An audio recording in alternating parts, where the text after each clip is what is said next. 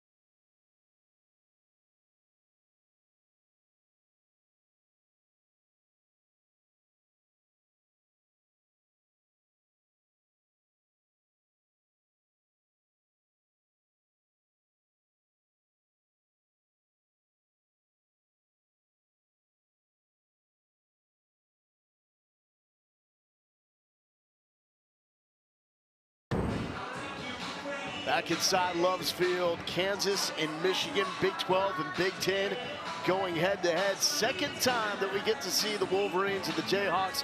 The first time was an instant classic yesterday. It was Kansas with a 1-0 walk-off. Ava Wallace had the walk-off RBI single. Both pitchers were dominant. Gabby Ellis, we could see her, although she will not start this game. We will get a chance to see Lila Partridge for the second time. Man, I mean, both pitchers, it was such a pitcher's duel, giving up 6 hits with scattering. The defense was phenomenal. We saw some incredible defensive plays. And really what this one comes down to is offensively. You assume the pitching's going to stay the way it is. Which offense is really going to break out today in this rematch? Kansas got 1 hit in their first game today against Oklahoma, a 9-0 loss. So taking a look at that Kansas lineup, starting lineup brought to you by Capital One, and there's Ella Boyer hitting in the 4th spot, the Big 12 Freshman of the Year. She had the double off the wall in the 8th that really set up that Wallace walk-off. Yeah, and again, just a stellar freshman in this lineup. Haley Kripe and Presley Limbaugh, the other 2 that I'm paying attention to. Presley Limbaugh sets the tone at the top, so success starting at 1 is going to be important for being able to pass the bat as this game goes on. And we are going to see Erin Hain getting the start in the circle for Michigan. What should we expect from the righty? A lot of up, 41% rise ball. She's going to mix the curveball and screwball and change up. But in a lot of cases, she's just going to live up in the zone, top part of the strike zone, trying to get batters to pop up. A weak hit, fly balls into the outfield. This is somebody who has been a mainstay in the circle.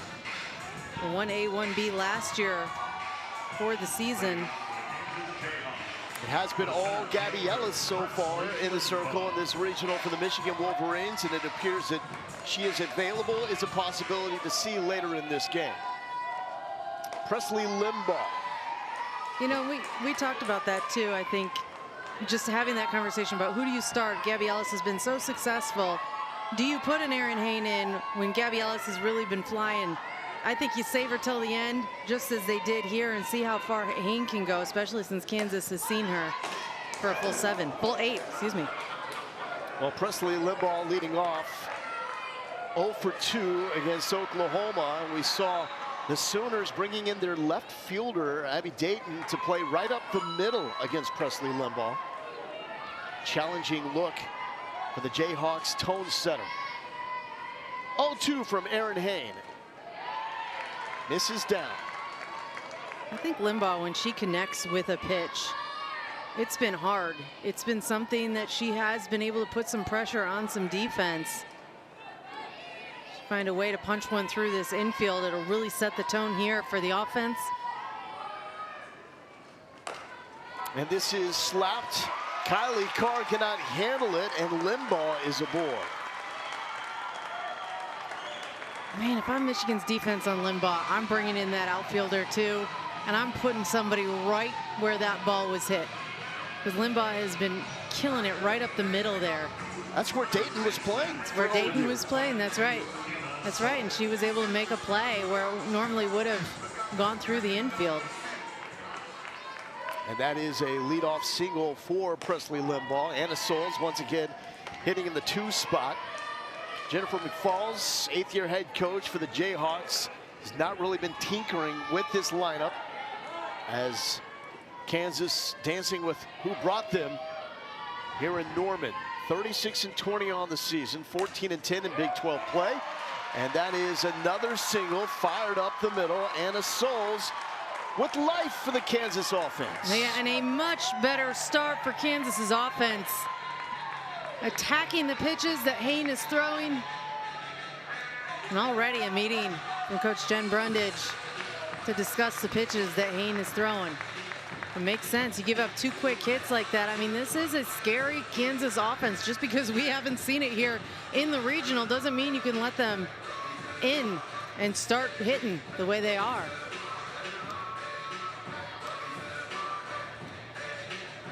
Haley Kripe is the batter. She had the winning run in that walk-off thriller yesterday here in Norman. Ava Wallace driving her in.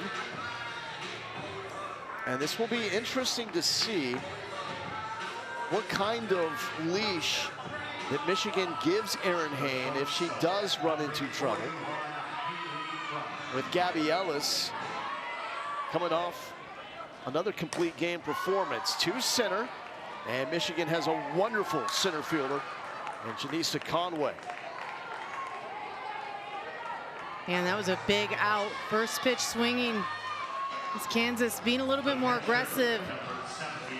Jennifer McFalls talked with us in mid-game interview during the first game about having the conversation about attacking the pitches in the strike zone earlier. You're seeing Kansas do it so far in this rematch. Here's Ella Boyer, freshman of the year in the Big 12. Fantastic catcher, and she has a power bat as well. Boyer with 18 home runs on the season, most by a freshman in Kansas history. Also 4 shy of the single season record for the Jayhawks.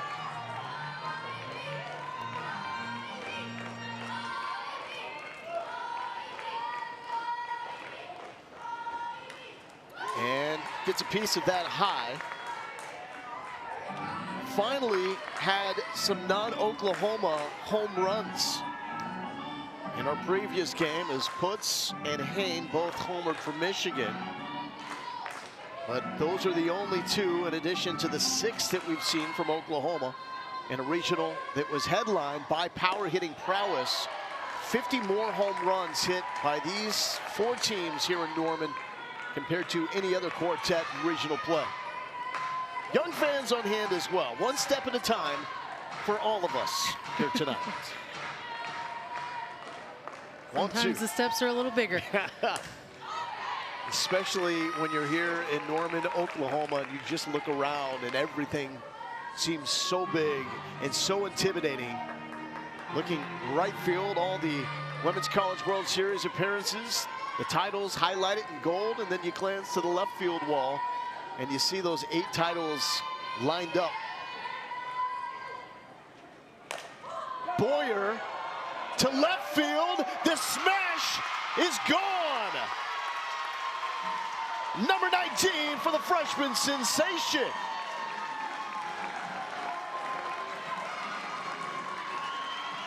With 18 home runs, you're expecting number 19 to come at some point. It was a not if but when situation. She connects with this pitch on top of the ball, and this one kept traveling down the line until it got out of the park. 3-plated here for Kansas. Way to set the tone for the Jayhawks. Her second extra base hit, had the double in the 8th inning against Michigan yesterday, and now the home run to left field. And so a team that entered their 3rd game with 1 run to their credit can only imagine the type of mojo and confidence that sends coursing through that Kansas dugout.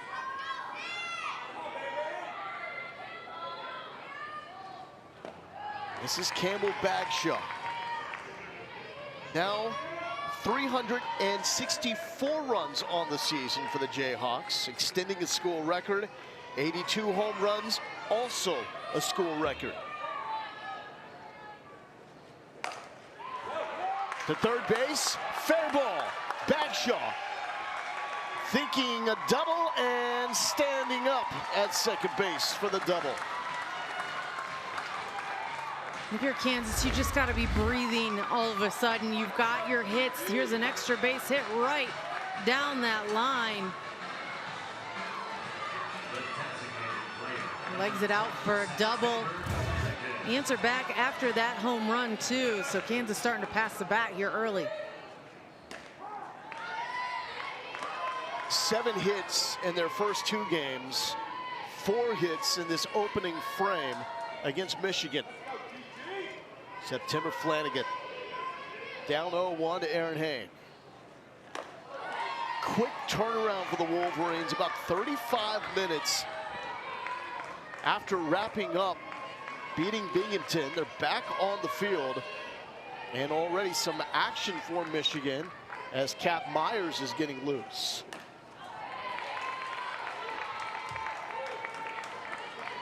Well, Michigan wants to be successful. They can't just rely completely on the arm of Gabby Ellis. Cap Myers, their number 3, waiting in the wings to get warm here. If this inning continues the way it does. Credit for Haynes, she gets ahead of the count. Ground ball to Erickson. She has a cannon for an arm at third base. Showed that off with multiple lasers from 3rd to 2nd in the previous game.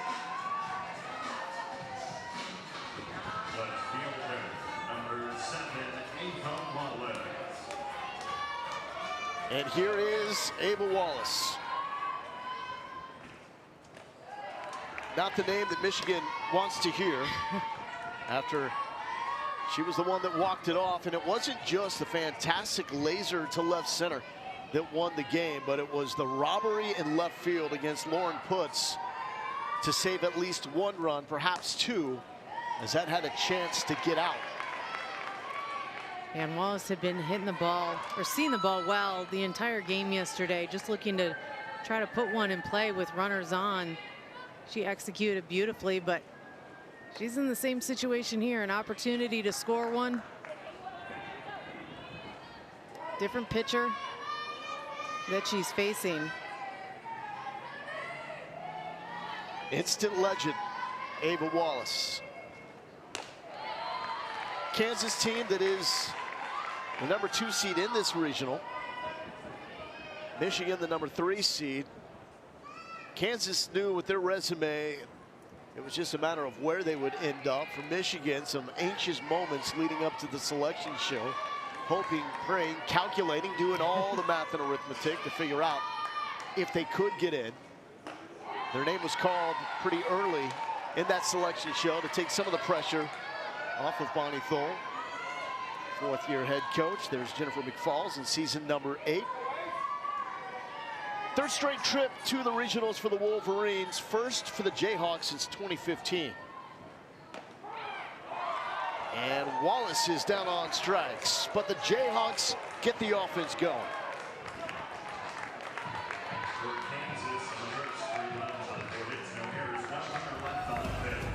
A 3-0 lead for the Jayhawks as we go to the bottom of the 1st.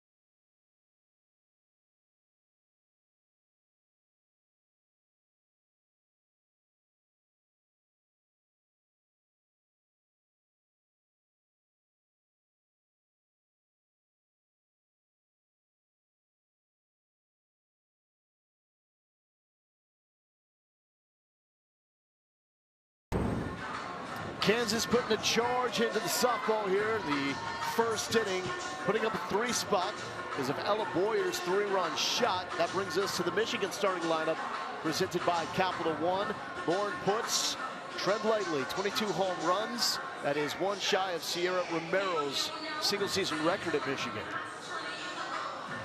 In the circle, it's going to be Lila Partridge. Boy, was she electric and tough. And that win yesterday against Michigan. Yeah, she was truly spectacular. She just found a way to mix her pitches. She can throw to all quadrants, all parts of the plate, and good movement on them. And that really kept Michigan at bay. With that, she also fielded her position really well, and the defense did a good job behind her on the balls that were hit hard. Michigan had 6 hits in that game against Partridge, and most of them were right back up the middle. 2 actually ricocheted off of her, and 1 was a line shot that ended up in her glove. And to me, I think if you're thinking about success on the Michigan side, you got to remember that you were connecting well with Partridge. It was something that, you know, you've got to build on that. Even though it went right to players or they made outs on them, that doesn't mean that if you hit the ball that hard in this game, today's a new day. You go and you attack them differently, but hit the ball is hard. You might poke one through. First name Indiana from California, leading off for Michigan. And blazing speed, a blur down the line, and Langford with the infield single. That's what she's known for coming into the regional. 17 infield singles, 4th most in the Big Ten. Yeah, and this one was hit hard. Crank was actually playing in too. She took one little extra hesitation at making the throw to better her grip. You see Langford's foot just gets in there. You cannot hesitate. Putz first pitch swinging, and it's a fair ball. Here comes Langford, scooting and sliding in safely to 3rd base. Lauren Putz with the double. And this one just lands on the inside part of the foul line and makes a Michigan roll. And that allows Indiana Langford to get all the way to third base. Michigan continuing where they left off. Now one freshman comes out to try to slow the heart rate of the other. It's Boyer and Partridge, both freshmen on this upperclassmen-dominated Kansas squad. Ella Stevenson, now the batter for Michigan.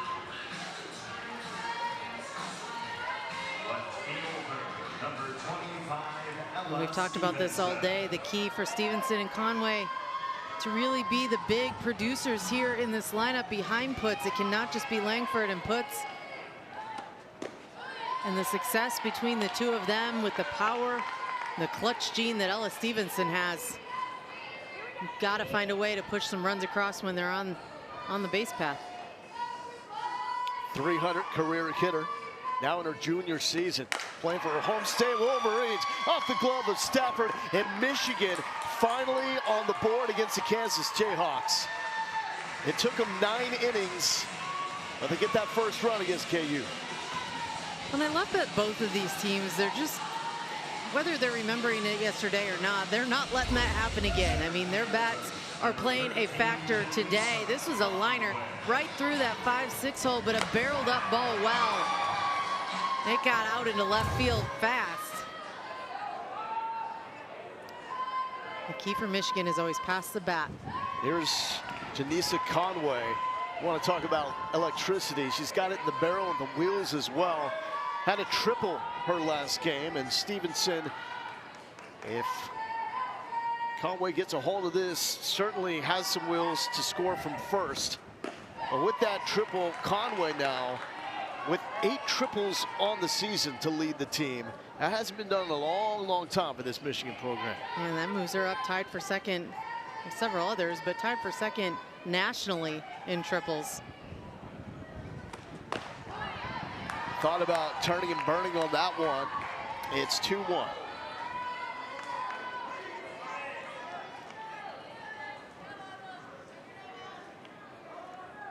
Conway, the junior out of California.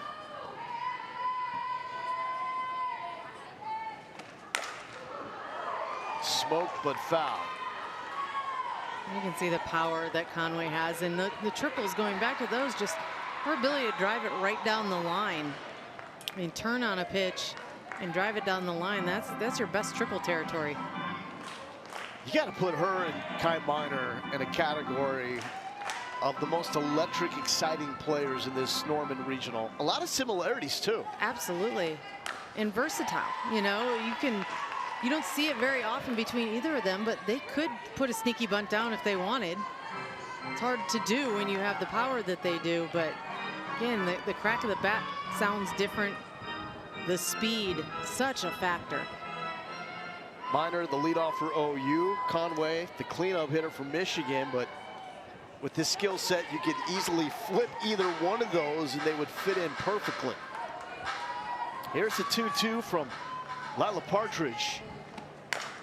That is ripped down the line. Michigan gets another. Stevenson will take the turn, no throw, and it's first and third, and a 1-run deficit for the Wolverines.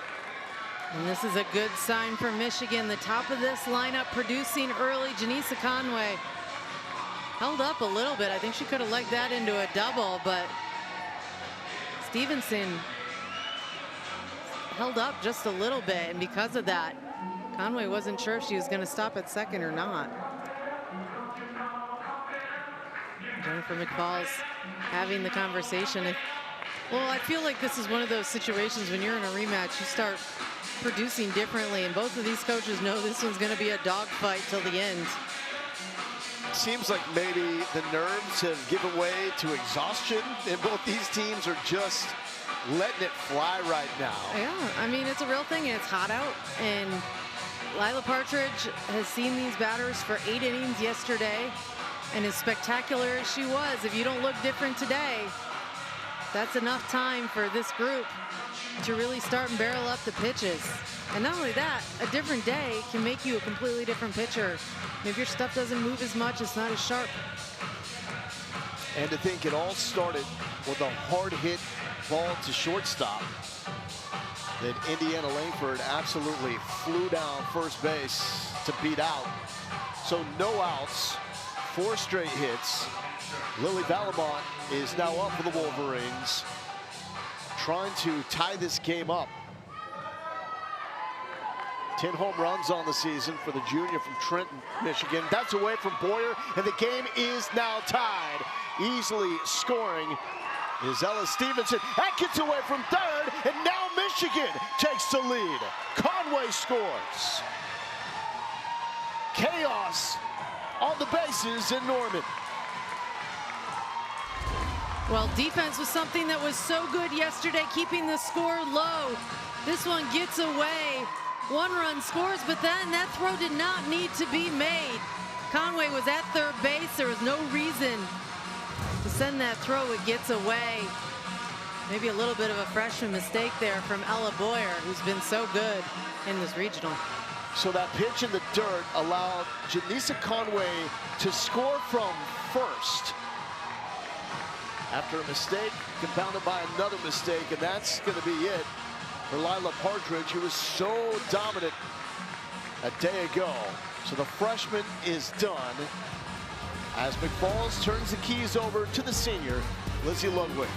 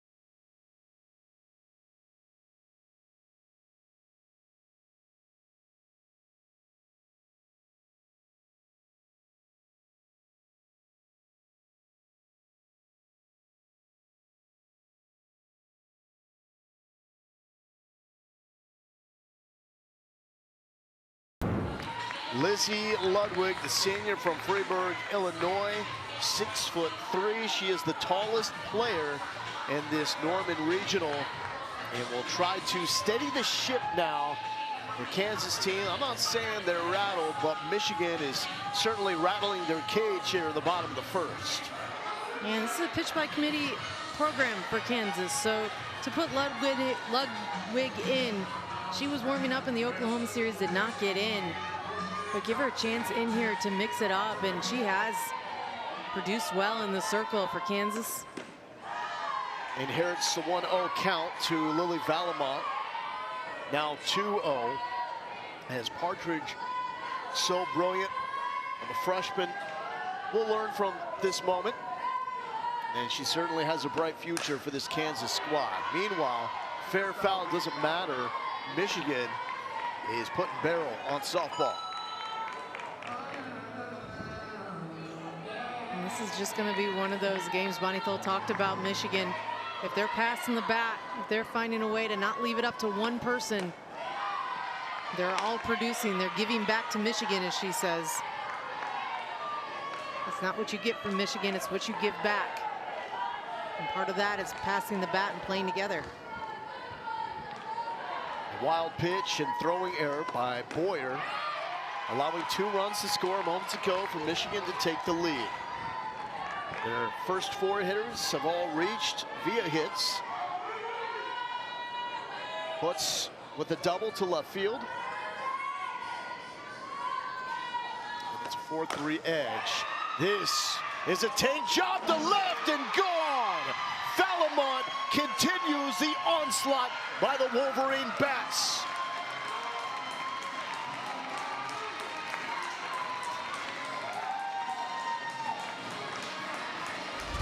And you knew the home run was going to play a factor in this game. Valamont takes his off speed and sends it over the fence. Just another run here for Michigan, seeing their ball and barreling it up well. Lily Valamont, not one that you typically have circled for home runs, although she has the power. Why she's living in that 5 spot.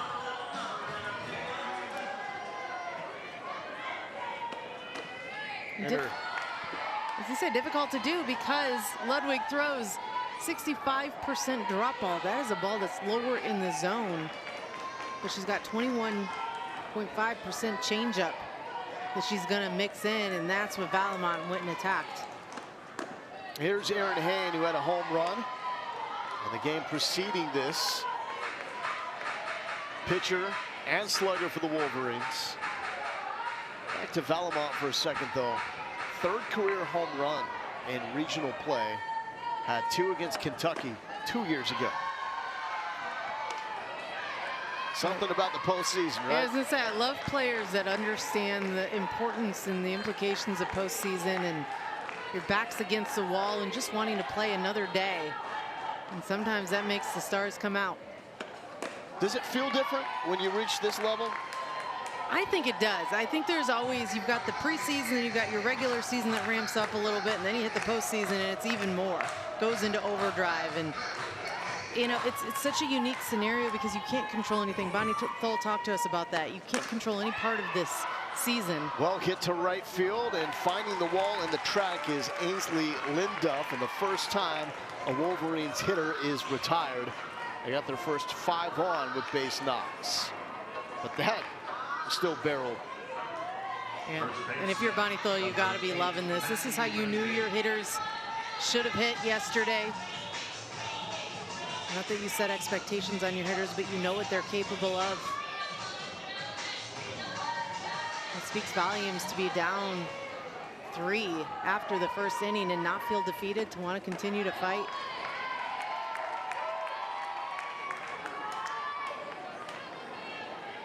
Maddie Ramey, first baseman, hitting in the 7th spot.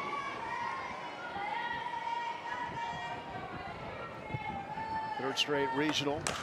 They're in the lineup for the Wolverines, and right back to Lizzie Ludwig, who makes the play.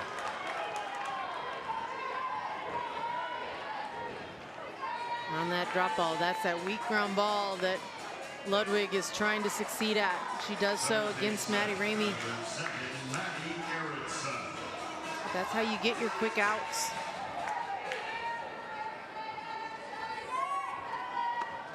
Here's Maddie Erickson, who's been fantastic defensively and with the bat.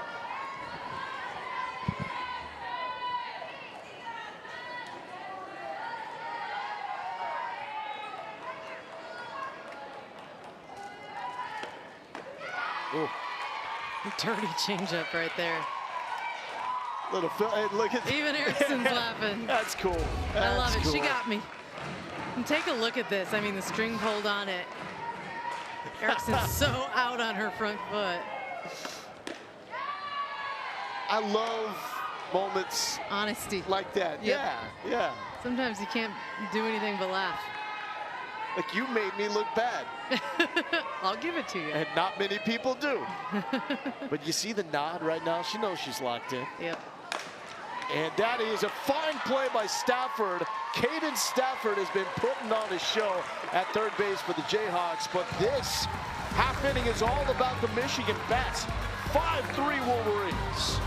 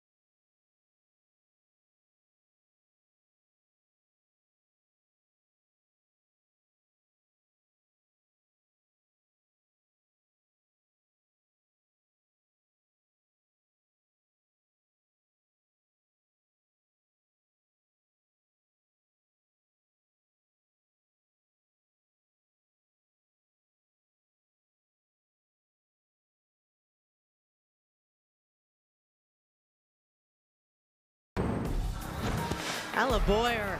Man, this was the gut check that Kansas needed offensively. Sends one out of the park. Lays a couple in the bubble celebration. I love it. Find a way to keep them light. That swing, by the way, not bad. Not bad at all. I mean, that's why she is so good, just as a freshman. Tonight, they've scored 3 runs, had 1 extra base hit.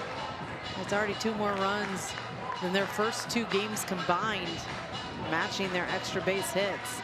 They talk about a change as you get here comfortable in this regional. Hey, both those extra base hits from Boyer.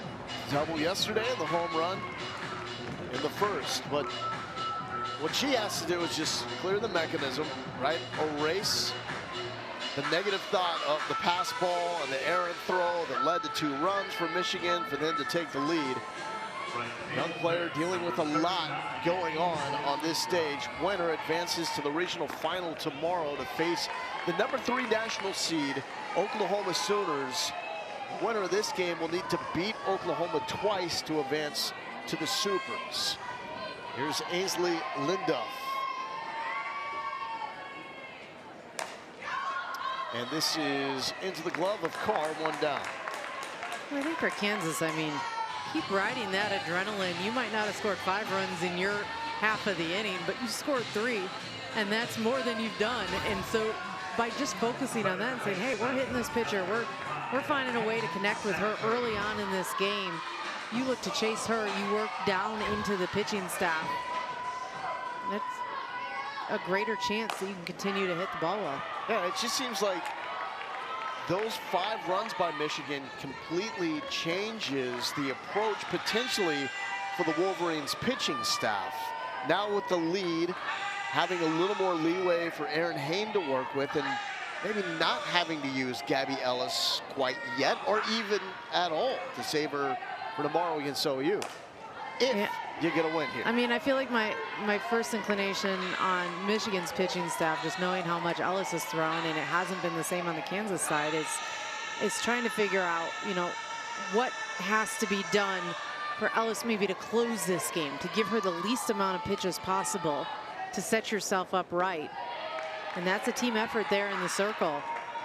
Kansas, on the other hand, Partridge did not throw much. She was pulled from the game early, but that doesn't mean she can't go back in, reset her mind, go back out there. But I think Kansas has a little more depth in their pitching staff. That can bode well in a game where there's a lot of runs. And in on the hit, and Caden Stafford turned on that one. Getting the barrel out, why don't you? Stafford fun to watch.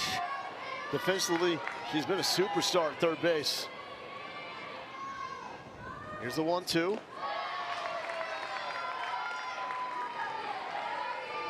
You give credit to Erin Hain. She has been getting ahead of the batters. It's been the out pitch, or that, you know, painting the corner moment that she needs when the count is in her favor, that just keeps missing a little bit, in Kansas attacking the pitches. Just missed there. What's the out pitch for Hain, typically? It's typically a rise ball, and she's gotten some batters to swing through it, but if you miss too much up, they're not going to fish for it. It's got to be a competitive pitch.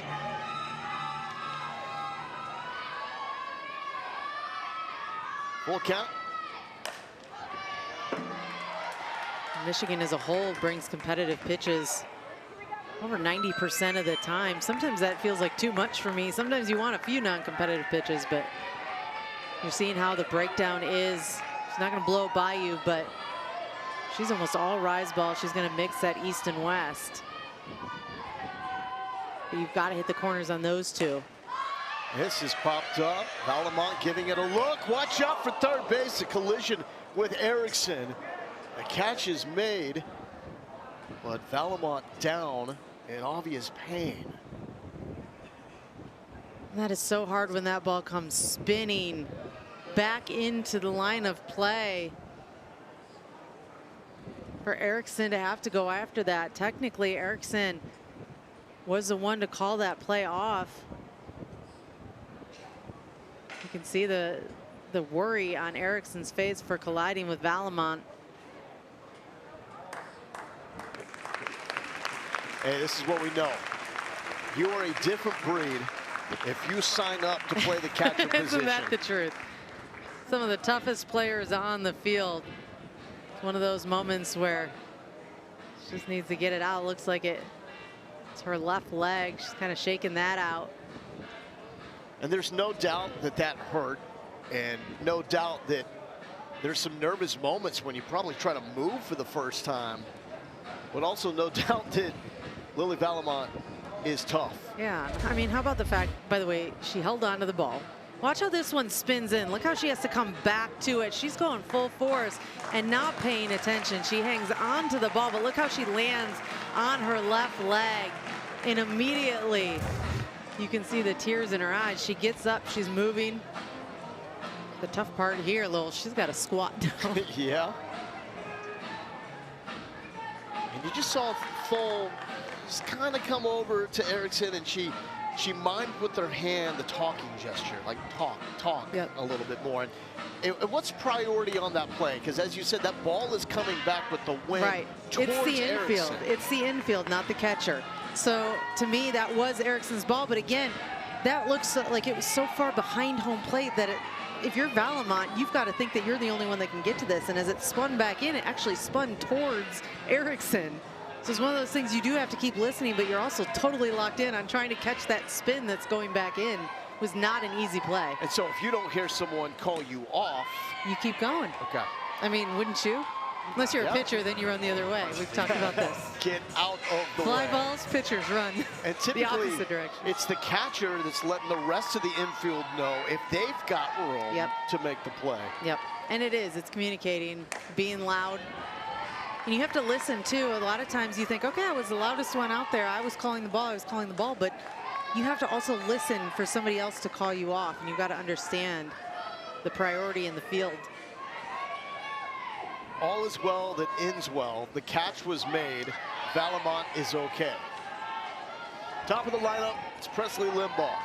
And considering she just hit a bomb in the last inning, it might be a nice thing to keep her healthy in this game if you're Michigan. Probably hurts a little less knowing that, hey, I've got that in my back pocket. Limbaugh with plenty of speed in the back pocket. Ground ball to shortstop. And she beat out.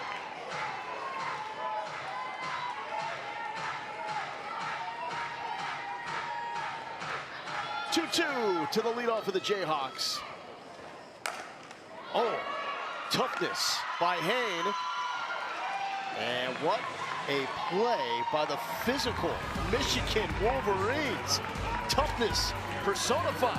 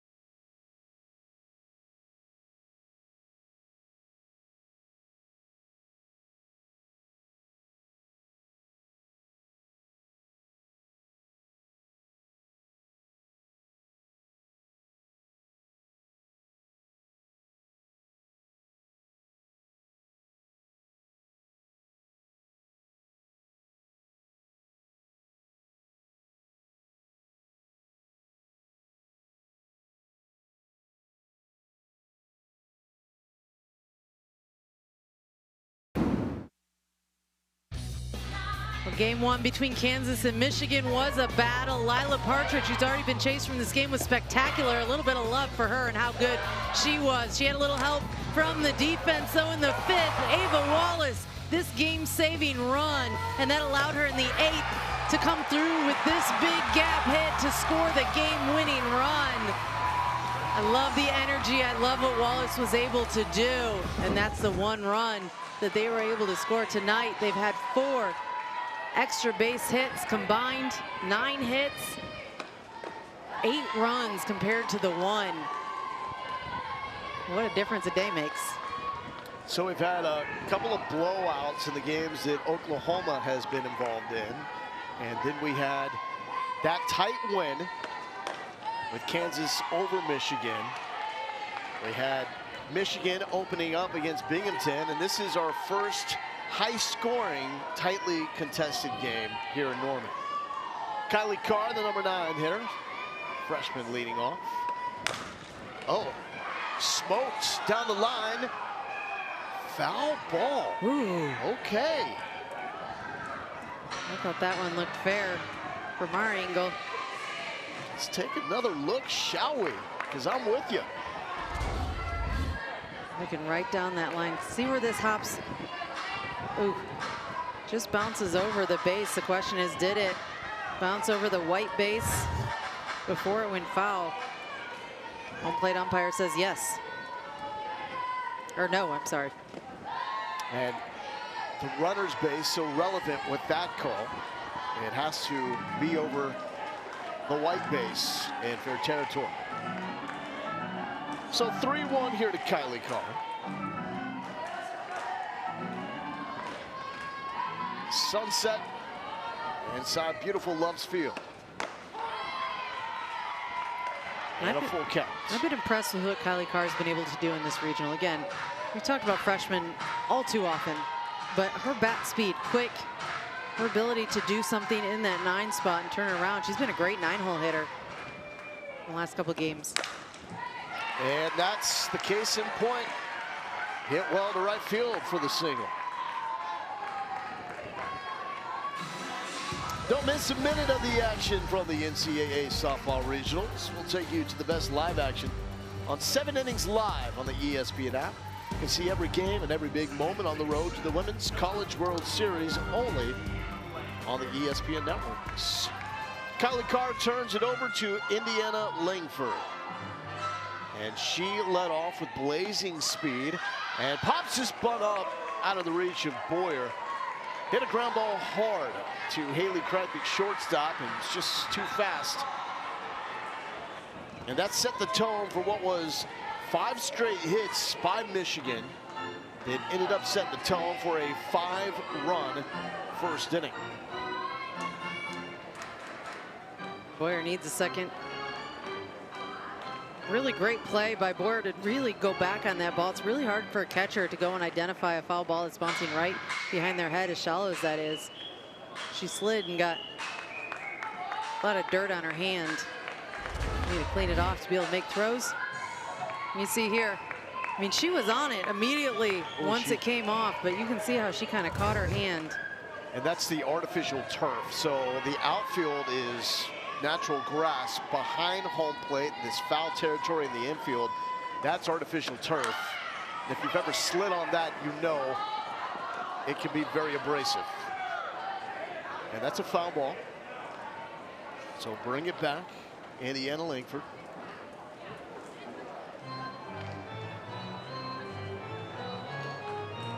And Boyer is still working on that right hand. Yeah, you could see that she was still looking at it. Looks like maybe a little bit of blood on that hand. It's like one of the worst rug burns you can get. Or you get like that one sharp piece of gravel. You can see that one little spot right there on her thumb. You're just catching the sharp piece. And think about it, that's her throwing hand. You got a runner on base.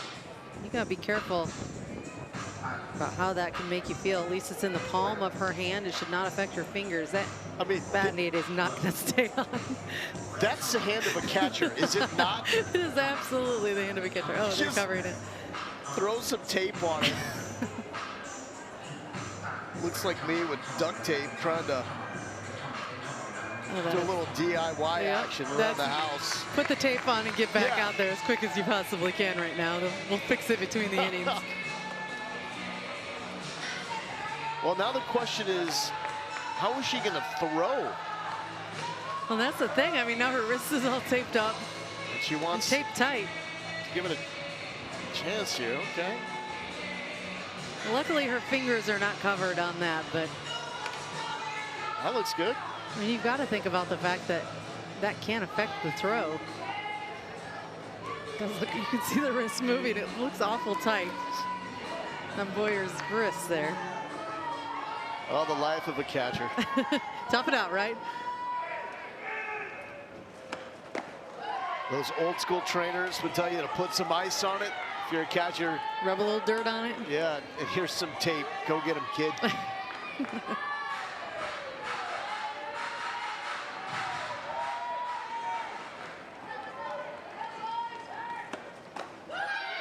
But I'm glad in this day and age where there's so much technology and everything's just getting way out ahead of us, that we can still find some solace in the fact that a tape job will still get it done at the highest level of college softball. There isn't any liquid Band-Aid that's going to take care of that right there. Yeah, it's old school. And that's into the mid of Stafford. Cat-like at third base. And Stafford has to be on her toes with some of these lefty hitters who are sending it Oppo. And right here, Stafford playing in just a little bit for some of that short game that Langford has, and she takes care of that, no problem. Here's Lauren Putz. 22 home runs. She hit number 22 of the game before this with a mammoth blast to center field. That's where the wind is blown out, but that was not a cheapie by any stretch. Complete hitter, professional approach.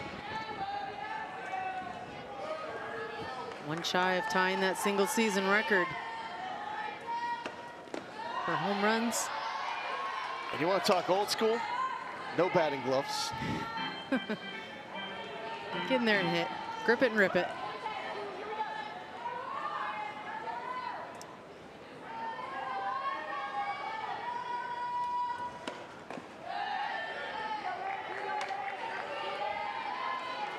Chasing Sierra Romero for both the single season home run record and the RBI record. One shy with a long ball 3 when it comes to driving in runs. Only a sophomore. When Putz was nearing the record, as she still is, Sierra Romero actually commented on social media, "Go get it, Queen. Records are meant to be broken." I love that support from the Michigan alumni. Somebody who was so good for Michigan.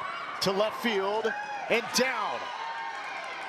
And here it comes. No, the hesitation and the throwback will not get Kylie Carr, who was looking at Thole at third base Well, and was stuck in no man's land for a moment. Bonnie Thole was waving her on to get to third, but she slowed up around second. And as soon as she did that, that's what caused the issue for not being able to advance. This is a beautiful Oppo Taco line drive. A good throw in from Ava Wallace. It was off target. Carr had to hustle back. You look at the feet. Popped up, right side, long run. And that's off the glove of Bagshaw, and it's in foul territory just barely. That was almost disaster. How close was that? And that's why you hustle offensively. All 3 fielders tunneling in. Ooh, I feel like that might have been on the line. Foul called. Long strike for Stevenson. By the way, going back to Lauren Putz, her spray chart, I mean, it's from left to right, everything in between. She hits the ball where it is. It's not about trying to just hit it to one side of the field. Stevenson the pull, fielded in foul territory by Stafford.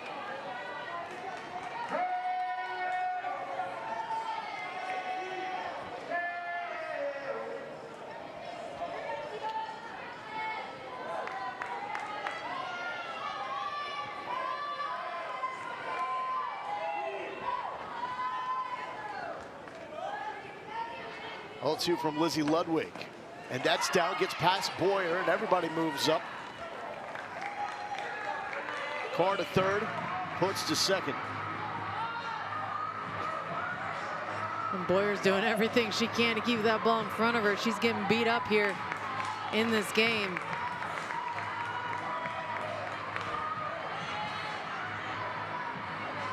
This is a huge pitch coming up right here for Lizzie Ludwig. 1-2, can she get the three-hole hitter from Michigan? And it's the time to get that second out too. Hit well, center field. Limbaugh with the catch. The throw to third will not be on line. Kylie Carr scores from third. And it's 6-3 Michigan. A productive out here for Ellis Stevenson. Just had to send it somewhere in the outfield on the right side of the field. This has the distance. Kylie Carr is able to score. And Puts, how about the aggressiveness from second base? Still a runner just 60 feet from home for Michigan. And Blakely Barber is now taking the softball from Lizzie Ludwig.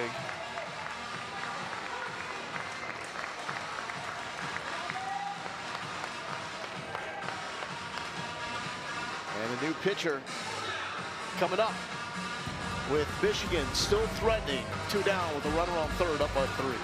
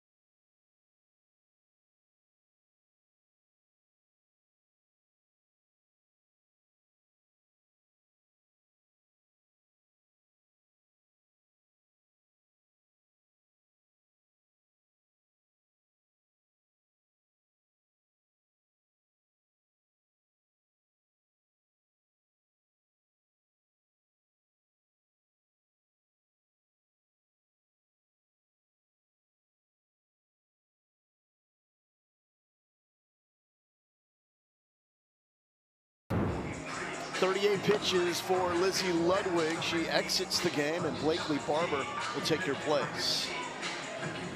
And I think this is just the way this game is going.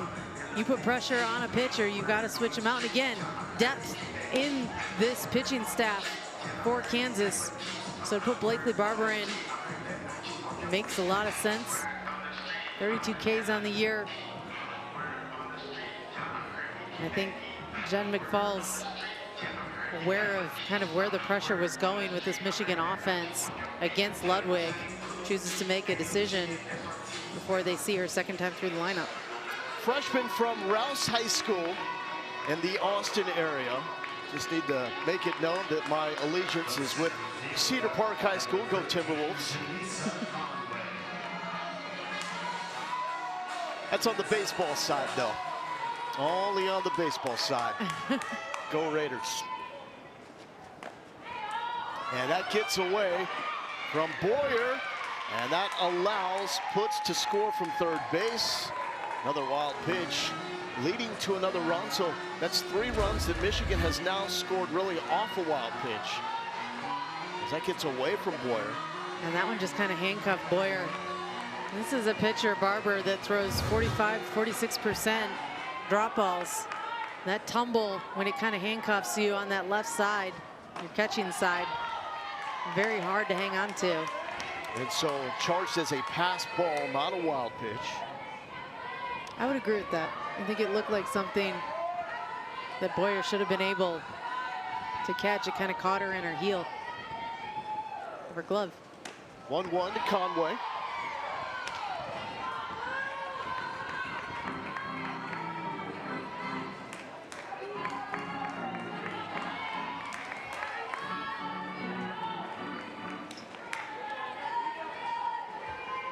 The 2-1.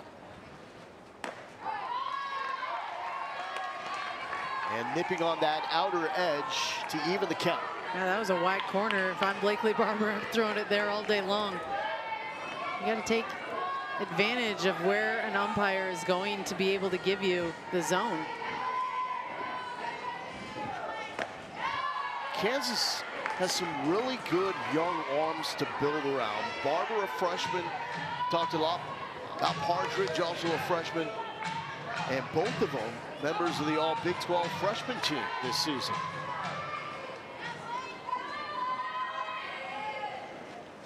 Conway with the smash, and watch the speed. Here's 2. Thole says 3. Here she comes, and she's in. Wow! Her second triple in as many games as she may need a break. Oh man, that looked like it was a double all day long. Goes in that gap. Janisa Conway does not stop. There is no red light for her. Diving into third base, looking at her dugout. Uh-oh.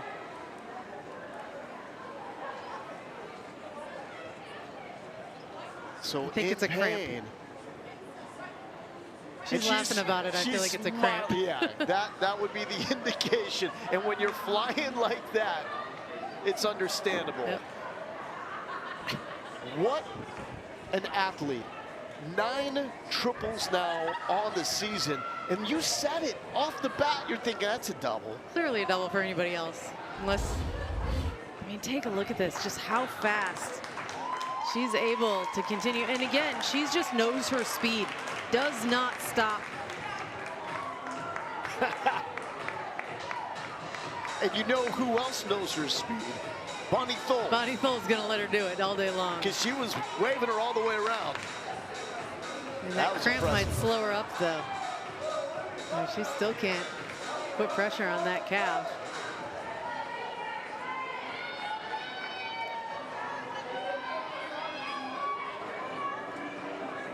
So with 9 triples, she moves 1 behind Hannah Ferguson of St. Mary's for second most nationally. And the 7 triples coming into this regional were the most by a Michigan player in the last 30 years. So you can imagine that Conway doing things that have never been done before with this Michigan program. Here's Valamont.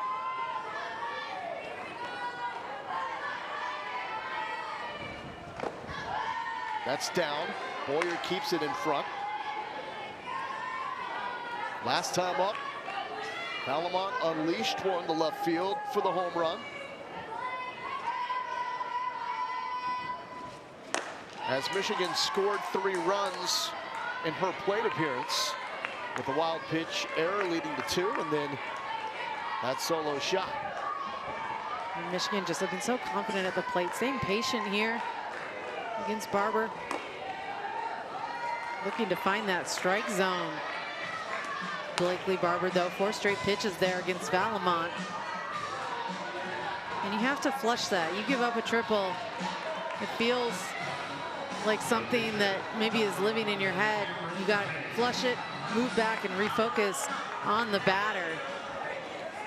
Barber was asking that last pitch if it was up a little bit. It was a close one. Here's Erin Hain. A charge into this, but foul off the netting down the left field line. And a fly out to right field, her first time up. 354, 6 home runs for a player that has spent the second half of the season really locking into her job in the circle. And she has done a fine job in the circle in this game after that rough start with Kansas. It's taking claim to an early 3-0 lead. Ooh, bottom falls out, and it's 1-1. And that's the hard part with drop ball pitchers is you want that ball to go through the zone at the bottom of the K zone and then drop a little bit further, but seldom is it called a strike when you hit that bottom of the strike zone. But that is how you get weak ground balls and people to top the ball and really work to get those out. So you have to play in that gray area a little bit of trying to figure out, you know, how can you raise it up to get a strike call, but also know the more you raise it up, the more somebody can drive it. A poke to the right side, right on the line, fair ball, 1 run scores. Hain with the single, and adding another to make it 8-3 Michigan. That's some hitting right there. I mean, and it doesn't have to be flashy. I mean, that ball that was a pop fly, it just kind of fell in no man's zone. That's all it has to be. There's no defender that's going to be able to catch up to that spot and just drops right inside that foul line. I mean, pass the bat, find a way to just get one hit after the next. Doesn't have to be liners, doesn't have to be bombs, although those help. Yep, bombs are nice. Took you a little while to get there. I mean, former ace, start talking about home runs, the long ball. Sure doesn't sit well, but you never. I really like talking about strikeouts. That's what the people want. Strikeouts and home runs. I think the people want home runs. I feel like a pitcher's duel is not exactly riding on the top of the priority list here for fans anymore. Not the way this NCAA is hitting right now. And Boyer keeps it in front.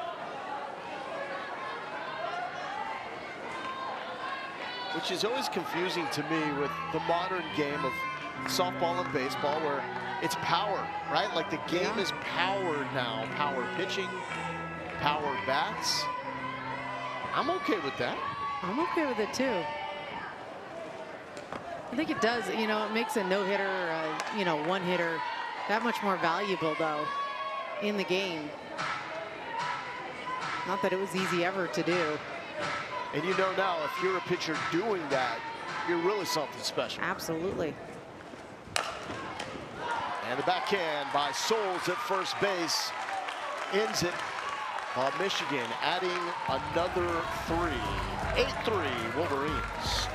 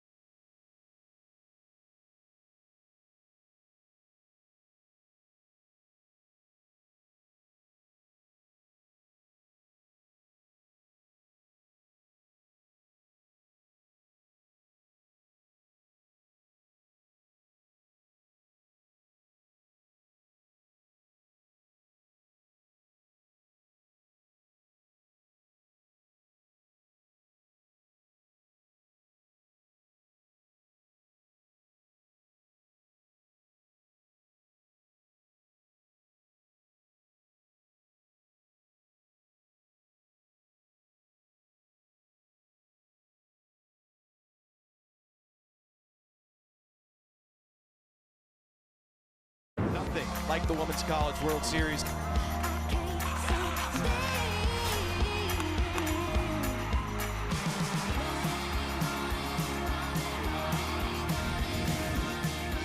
Lauren Galindo here with Jenny Ritter, who knows something or two about playing in the Women's College World Series. Won it all back in 05.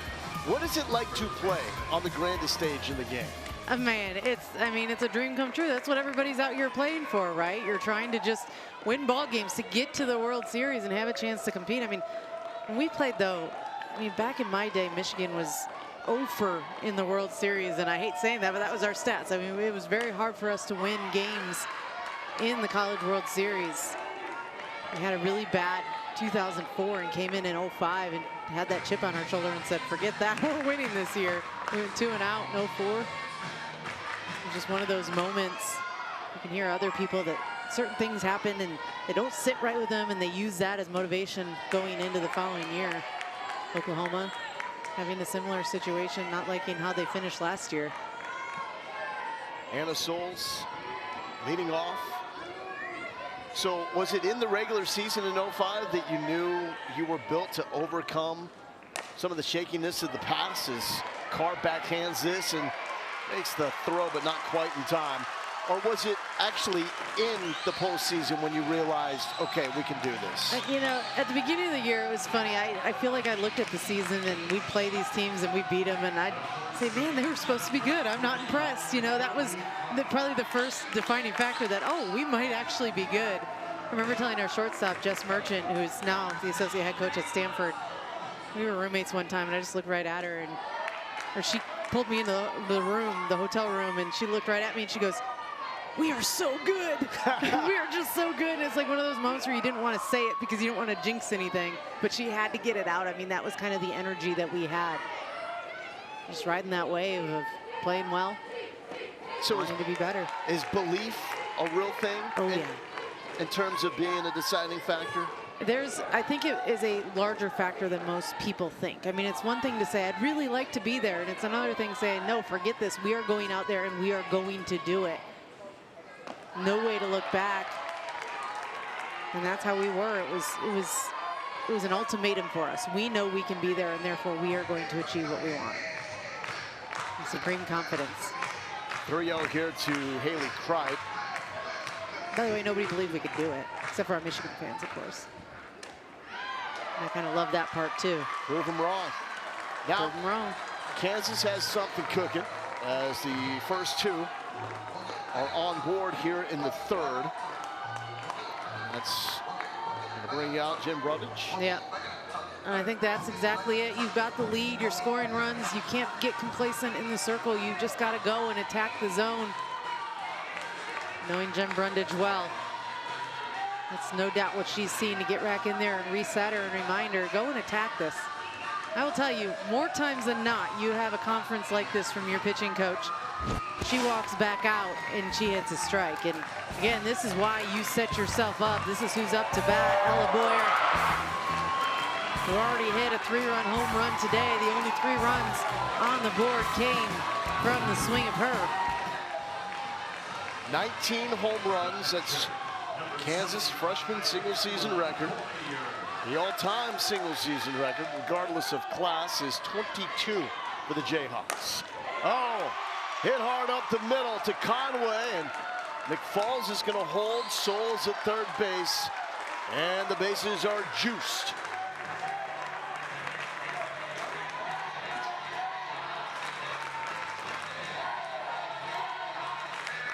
Even though the score feels a little lopsided, this is not a Kansas team that you can let back in. I mean, one swing of the bat and you're within 1.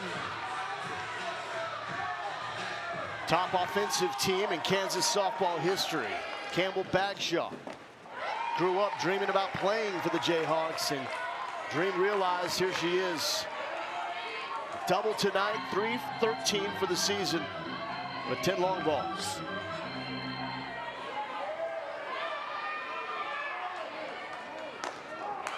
And gets the corner for the called strike, and it's 0-2. And that's the corner where Erin Hayne needs to live. Something moving off the plate, you can still grab a piece of it. You bring it too far over the plate, these Kansas hitters too good.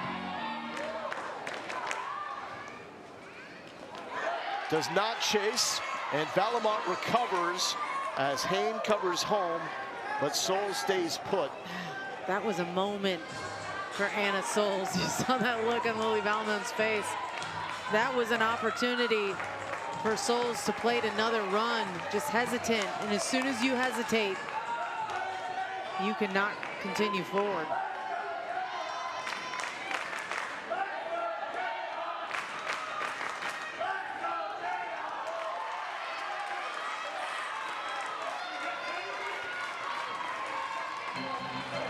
The name of the game has always been timely hitting. Kansas came up with the big home run with runners on base. No time better than a long ball here where the base is juiced.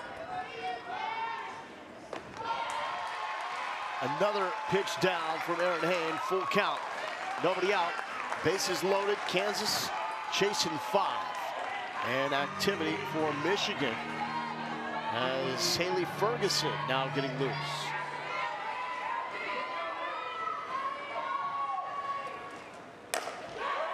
Well placed in left field, it's down. Soule scores. Here comes Cripe from second base. And Bagshaw drives in a couple.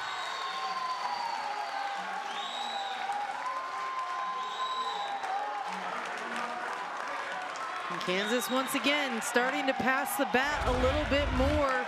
Never out of the game. This is a rise ball that just didn't jump enough. And Kansas is starting to get on top of the rise balls that Aaron Hayne is throwing, and that's why they're putting the ball in play so well. 2 more runs plated here for Kansas, and the fans getting pumped.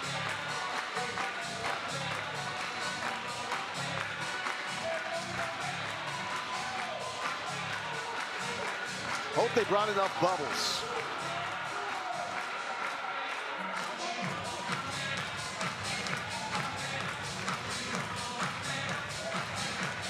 The celebration bubbles are driving them. It was a 3-0 lead for Kansas, only to see Michigan come back to the 5 spot at the bottom of the first inning.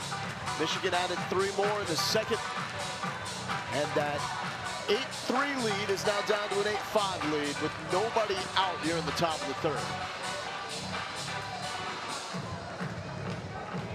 So a lot more runs happening than that 1-0 win for Kansas that took 8 innings to accomplish. Tonight, between these two teams, 13 combined runs, 5 extra base hits, and still in the territory where it may take a walk-off to get this done. And you can't keep a good offense down for that long. That's why you're seeing these two teams battle it out offensively today. So Hayne exits, and Haley Ferguson, the sophomore from Fairborn, Ohio, will take over. So Hayne goes 2 innings, 7 hits, 5 earned runs, and leaves with Michigan holding on to a lead. And you're now in that position for this Michigan staff where it's about giving some good innings and working through their pitching staff. Haley Ferguson has had limited innings, lives a little bit more up in the zone.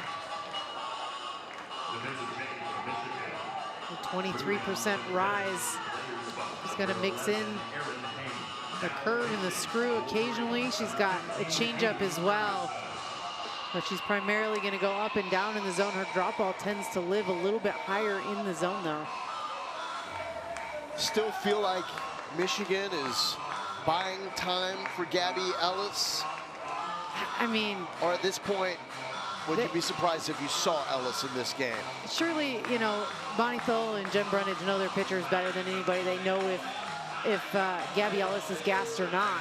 But yes, I mean, I think that if you can get an inning or 2 out of Ferguson, you've got Kat Myers, who is used often. There's Gabby. I think that's she the looks most good. emotion that we have. She's fresh. And if you're Gabby Ellis, I mean, this is one of those situations where you have to just kind of mentally start locking in and saying, hey, there might be a chance.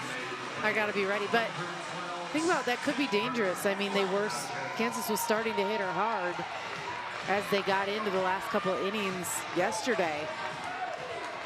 We saw how Lila Partridge was affected today, just the difference after throwing 8 full. So if you can do it without Gabby Ellis, it's the best position you're in. September Flanagan, 0 for 1, as Kansas has put the first 4 in this top of the third aboard safely. That's in, and it's 1-1. And Ferguson's velo, low 60s, ain't gonna blow by you. That timing is gonna have to be a little bit different. She throws a little bit slower than Aaron Hayne.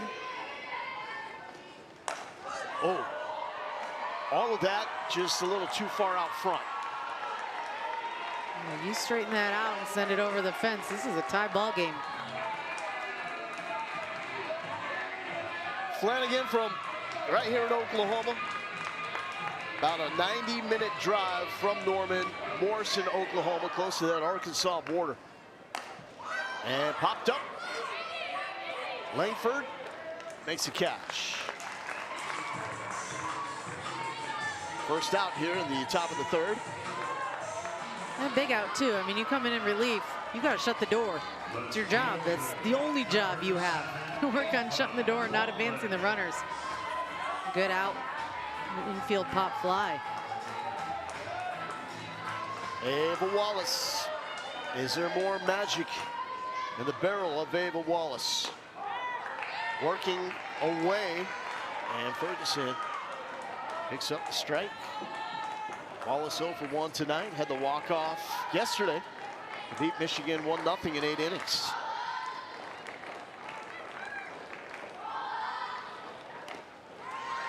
Wallace, a sophomore from Rockwall, Texas.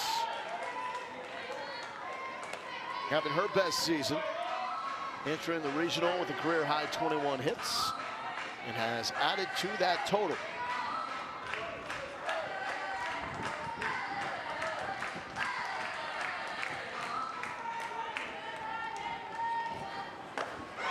Big cut and a miss. And Wallace down swinging. That was a beautiful pitch. Ferguson got Wallace swinging the pitch before on a low and in pitch. She works the ladder here. Look how tight this inside pitch is on Wallace. She can't lay off, and it continues to tail in. That was a big-time strikeout here. That's a great inside drop ball. I'm a fan of a drop ball. You love it, huh?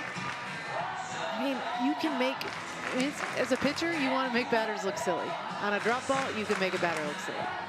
And we're going to have a pinch hitter now for Kansas, as this is Emma Tatum out of Huntington, Texas, coming in for the first time.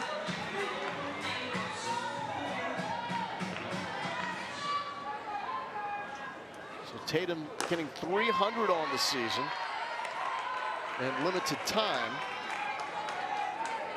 Only 28 games appearing in this season, coming into regional play, 9 starts.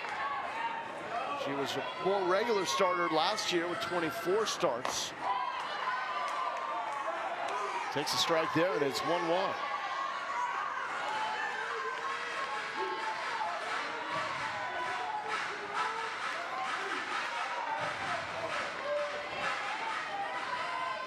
Two outs for Tatum. Up the middle, leaping to make the catch is Indiana Langford. She lost her sunglasses for the second time this inning, but that's okay. She's ready for the bright lights. Man, it looked like it was gonna shoot right through the infield. Potential for another run to score, but Indiana Langford with the ups and the out. Is that the Jumpman logo?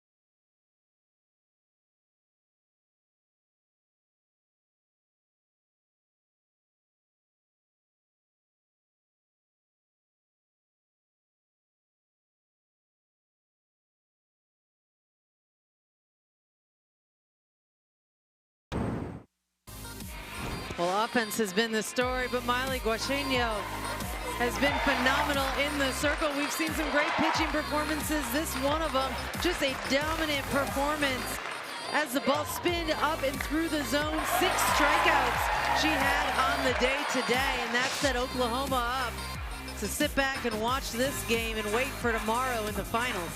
Aaron, that regional final will take place tomorrow, 2 local time, 3 Eastern. Will it be Kansas or Michigan? Sitting and waiting, find out who it will be. And Kendall Wells, this is why we've been told that she is crazy. That's Kendall on the right side of the screen. That's how you wipe a spill up. And that's what she's trying to do. She spilled the Sonic. Now, is this not the character that Patty Gasso told us? She told us she's never seen anything like it before. She's a freshman, yet when she puts the room list together, all the upperclassmen on the team want a room with Kendall Wells. And she's like, why? She's a freshman. And now you can tell. Look and they know. They're on camera. Cool, collected. What is going on? College kids. I love it. Now I kind of want to hang out with her. She may use your shirt as a mop. Oh, wait till she cleans up her spill. It's an awesome OU team. It's a fun bunch. They play the game the right way, and it is must-see TV. Who wants a piece? Will it be Michigan or Kansas? Kansas already got a little taste of what OU is all about. A 9-0 win by the Sooners. Run roll win yet again, as that has been a common theme for OU. 34 on the season now. 34. I first heard that stat, I'm like, there's no way a team has won 34 games in 1 year by the run rule. That is factual. But it is, I mean, that is a powerful, powerful offense, but also they have a good defense as well. Obviously overshadowed by the strength of the offense, but you talk about complete teams, when you talk about OU being the favorite by our friends in Las Vegas, it's because they probably are one of the more complete teams top to bottom. I don't know if you're going to find a better middle of the field defense than OU, with Miner in center field, Garcia shortstop, Aguayani is second base. Yeah, I agree. I mean, they lock it up right down the middle. You've got some good defenders and other teams. I mean, you think about UCLA and their power. You've got Alina Garcia at shortstop, but not locked up completely down the middle. Room for improvement. This is Maddie Erickson.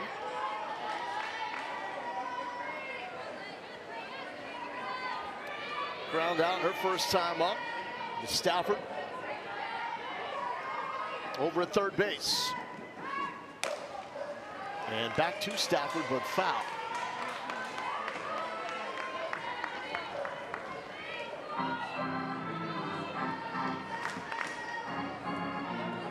Also has to take a special athlete to play third base in softball with the speed of this game. I feel like you have to be a little crazy. I'm not gonna lie. I mean, that is a hot corner for a reason. And that's a hot bat to the left center gap off the top of the wall. Erickson motoring to second base in safely for the double.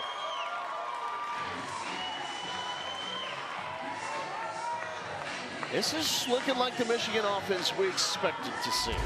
This Maddie Erickson has been seeing the ball well today. She gets her barrel on top of this one. It looks like it might have the distance right off the top of that wall. Limbaugh plays it great off the bounce. Makes that play closer at second than it probably should have been.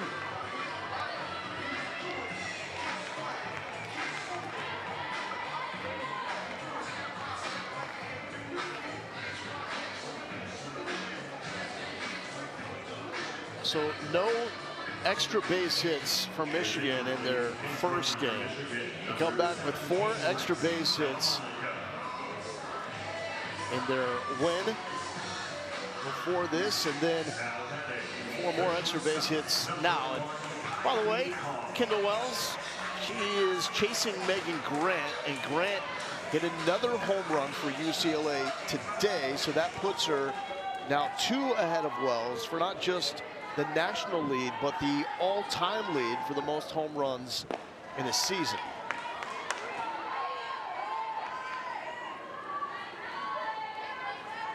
And that's quite a race. I mean, as long as those two teams stay here in the race to the World Series, we can see that number climb and climb and climb. Long balls played a factor in this game today. Lexi Delmonica, pinch runner at second base. Kylie Carr trying to drive her in. And up the middle, and this will score Delmonica.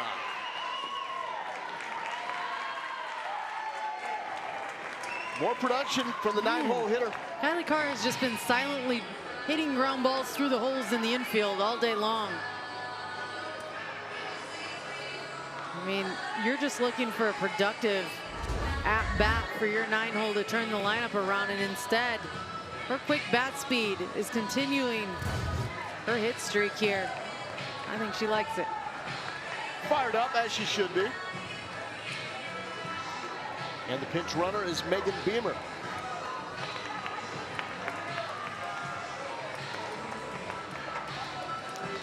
This is one of those games where it feels like you just need to keep hitting, to keep getting some insurance runs if you're Michigan. Kansas is not stopping. They're finding a way to score as well. Only run, or only inning, part of the inning, if you will, where a run has not scored was the top of the second from Kansas.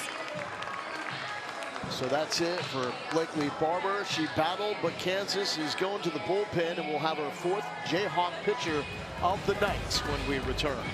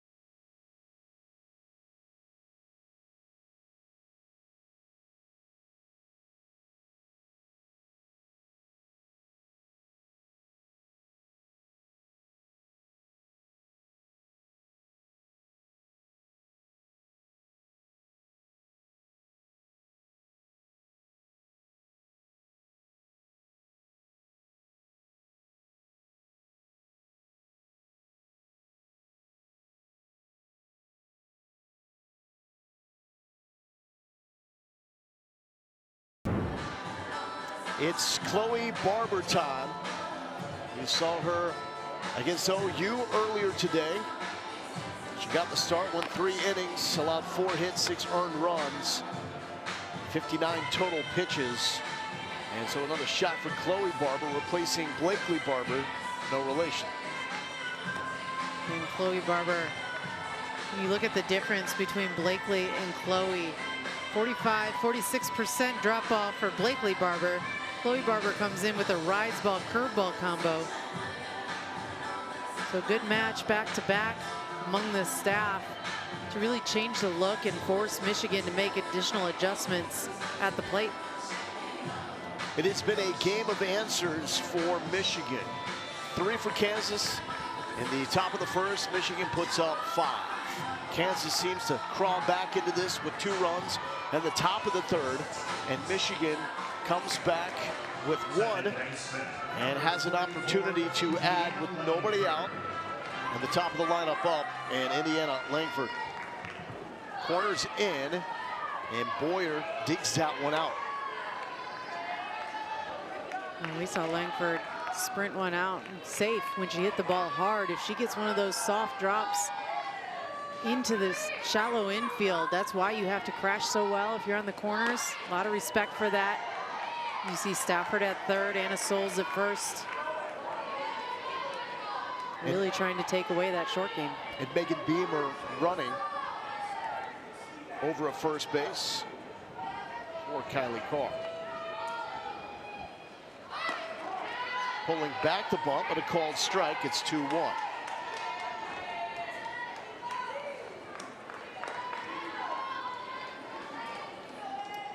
Brought up the point that when Michigan faced Oklahoma earlier today in the opening game,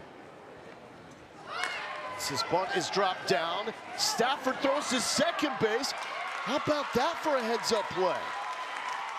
Getting the lead runner. And what I love about that is that you know you have speed on the base paths with Langford. So sometimes getting this lead runner and talking, that might be your best shot, because trying to rush a throw to first and beat the speed isn't always the right way to do it. And a big play there for Kansas to get that first out with the lead runner. Stafford is an excellent.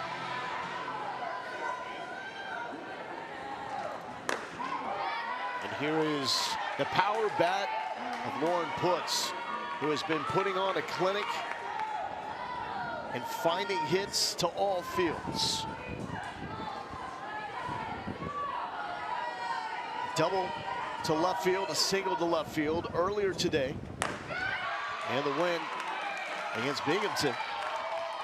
Had a home run to center, straight away. Lined it up and let it rip. Two good high velo pitches there from Barber. Getting ahead of Putz. That's where you want to live. You get ahead and then you can mix those pitches and hope you have a good hitter really going to expand that strike zone. You want to live just a half an inch further off the plate than you typically would bring one in. And succeed in a miss hit. And waving through that is Putz as Barber gets a strikeout. And this was a great pitch, a screwball that goes up and out of the zone. Such a hard pitch to me for a lefty to hit. You see how it slides away from the plate. Like I said, you get behind in the count like Putz did. Got to protect. The three-hole hitter, Ellis Stevenson, drove in a run with a sac fly to center field that made it 6-3 Michigan. Also drove in the first run of the game for the Wolverines in the first.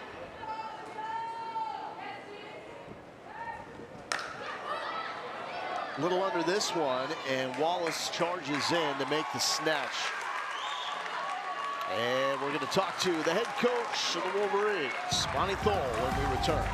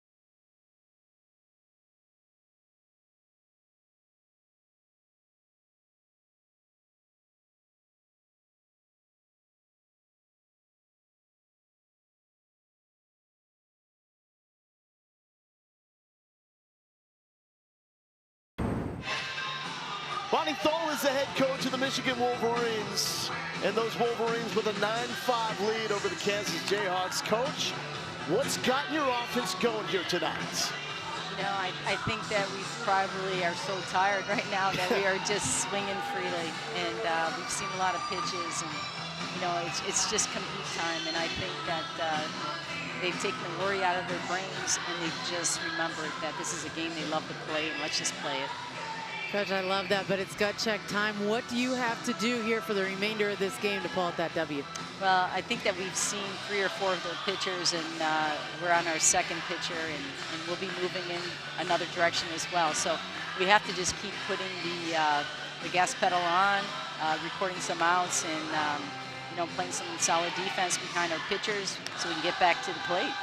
We'll let you go and enjoy the game and Bon Jovi, Coach. Sure, absolutely. Thank you. Living on a prayer. Avery Vantucci once again in as a defensive sub at shortstop for the Wolverines. Bonnie Thole got into the conversation that we had earlier with two teams really kind of being exhausted at this point, just letting it go and turning off the brain and just playing. First pitch swinging is Katie Stafford, and gobbled up by Maddie Ramey. That's why I like, you know, you talk about getting behind in a regional, or, you know, is it better to have a bye or a scenario where you don't necessarily have to play, you're sitting around for a while. I like that you keep playing, you're tired, but it's like a good tired. You're in it still, so it keeps you from playing tight. And sometimes just getting into that moment of playing loose is all you need to do to really allow yourself to play your best. I asked you off air before we came on with this broadcast, would you rather be in the shoes of Michigan, having to turn right around, or a team like the Jayhawks who played the early game today against OU? And you said? I said Michigan. I would much rather take the momentum of the win into another game than sit around and relax and allow yourself to kind of get comfortable with relaxing and then have to turn it back on again. I think there's something in an athlete's mind where they just keep that switch going until it's time to stop. It's really hard to take that break. Up the middle and past Fantucci. And Presley Limbaugh, the tone setter, is on with 1 out. Once again, hitting that ball right up the middle in the same spot. I mean, another scenario, I mean, I'd put Avery Vantucci right next to second base the next time Limbaugh's up. I mean, she has just been so consistent about swinging and hitting that spot in the field. And that also just goes to show how ahead of the game that Patty Gasso and her Oklahoma staff is, that they brought in their left fielder to put her right there. This ball is hit hard by Souls. And a 1-out single. Runners on first and second now for the Jayhawks. When you're getting into the power part of this lineup, something that you want to be careful of in the circle. Make sure that you play that good defense, but in order to play good defense, your pitcher has to come in. Ferguson has to deliver a pitch that is a miss hit and not a solid liner through the infield. And really, defense was the spark for Michigan in that 6-0 win against Binghamton. You brought this up. It was the 3rd inning, the 6-4-3 double play, and after that, that's when the Wolverines' bats got energized. Yeah, I mean, whatever it takes. I think sometimes defense doesn't always bring that kind of momentum unless it's a great diving catch or you save a ball that goes over the fence or whatever it may be. But you've got to build that energy somehow. Momentum's a real thing. Kansas trying to get back this deficit, turn it into a lead with the bats. Here's Haley Kripe. She's got the power to turn on one. But under this one, and Erickson learning to be loud now. Loud enough for us to hear up here. And also noted that Lily Valamont did not run towards her on that one either.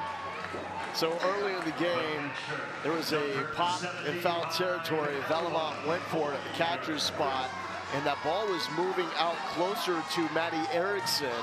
Valamont made the catch, but she got rocked by Erickson and had to stay down for a moment.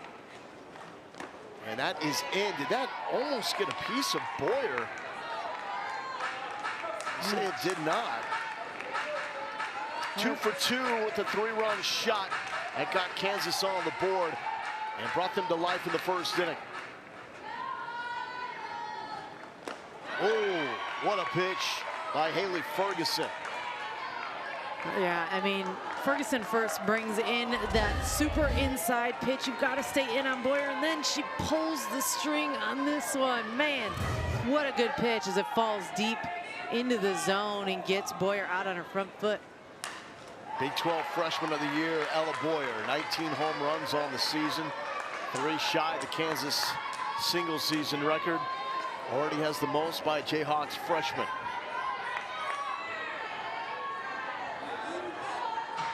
Trying to win now while also building for the future for Jennifer McFalls.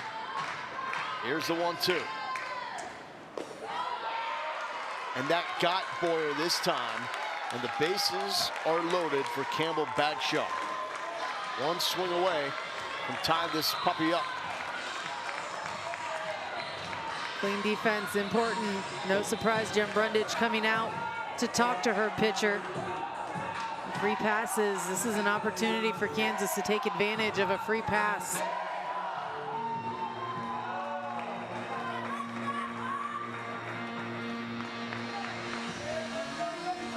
Well, we got some activity apparently in the Michigan bullpen.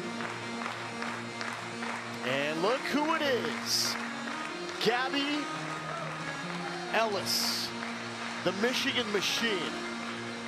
You knew we'd see her for a while. Bonnie Thole said we're looking to make a change at some point as well, and she meant in the circle.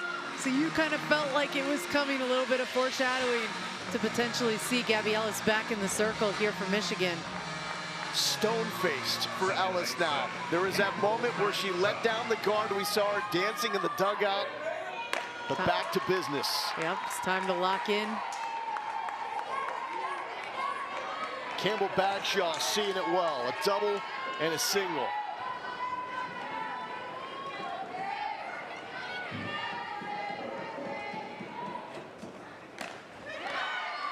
Yeah, great pitch there. 1-1. I mean, you got to be able to deliver the strikes in that zone if you're Ferguson, but you also can't let them fall too far over the plate. That off speed has been really effective here the last couple batters. Bagshaw's first career home run was a grand slam against Wichita State in 2024. Trying to replicate that on a grander stage against the Michigan Wolverines here in Norman. Both these teams facing elimination. Winner gets OU tomorrow. Staying away is Ferguson, and it's 2-2. That was a great 1-2 pitch. You're trying to sequence, and you know you're ahead in the count. You've got a pitcher's count. Bring it just off that plate there. I like the location of it. Not a strike, but Bagshaw still fighting. And there is Jennifer McFalls. We'll talk to the Jayhawks coach coming up before the bottom of the 4th. She's taking the deep breath, slowing her heart rate.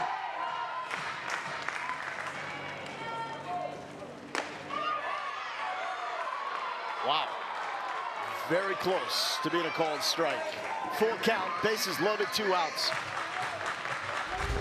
man, what a pitch here from Ferguson. Gutsy on the inside corner, just trailing a little too far in.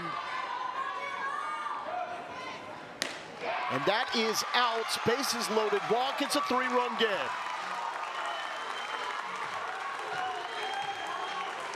And a gutsy at bat by Campbell Bagshaw. She was behind in this count the entire time. Worked it full and then drew that walk.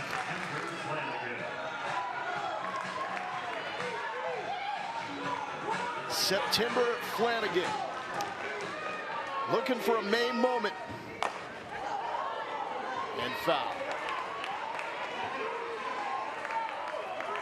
Michigan just looking to get this last out, get out of this inning.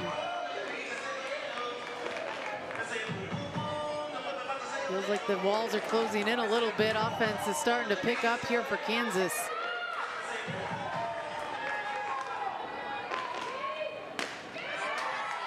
Inside, and it's 1-1.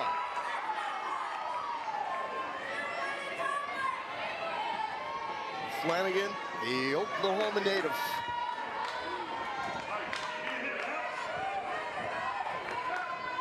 trying to knot this one up for the Jayhawks. Perhaps with a big blast, give them the lead. 5 home runs on the season. Heading the count again is Ferguson. I like the idea of that changeup. She's gotten a lot of these Kansas batters out on their front foot. Lifted, this will not have enough juice. Stevenson makes the catch in left field, and Kansas leaves the bases loaded. Haley Ferguson got into some trouble, but gets out of it. 3-run lead for the Wolverines.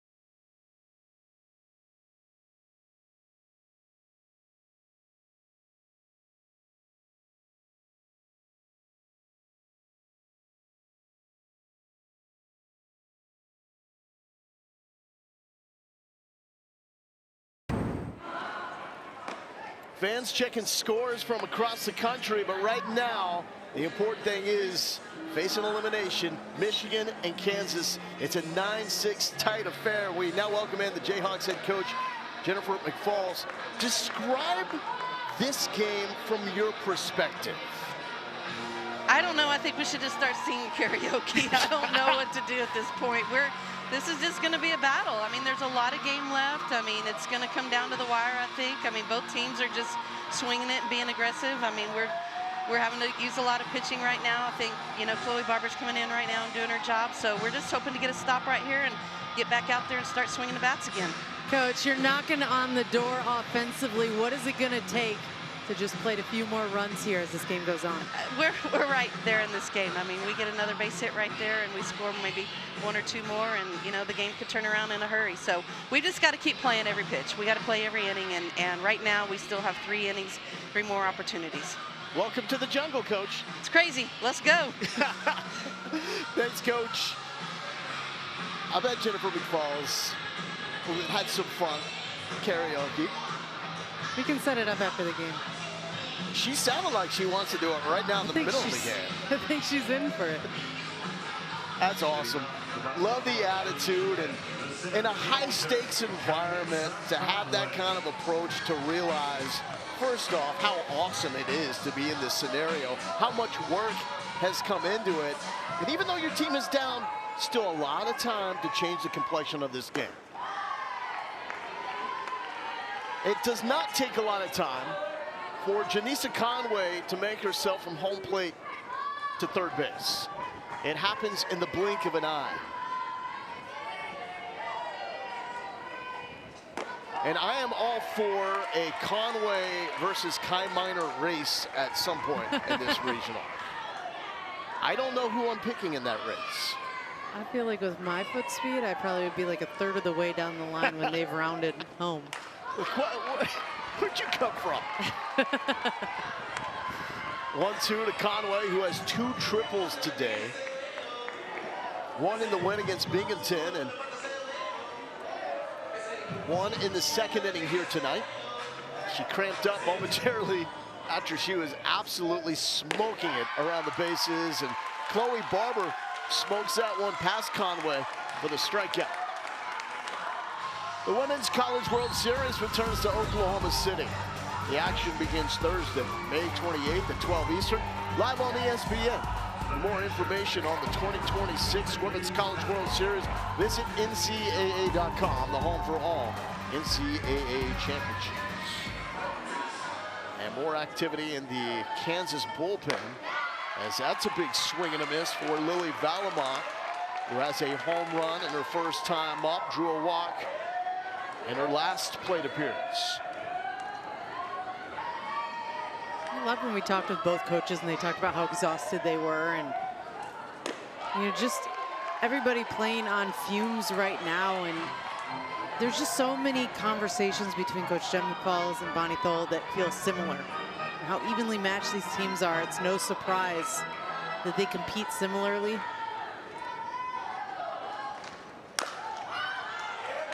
In the air to the right side, and secured by Lynn Duff out in right field, 2 down.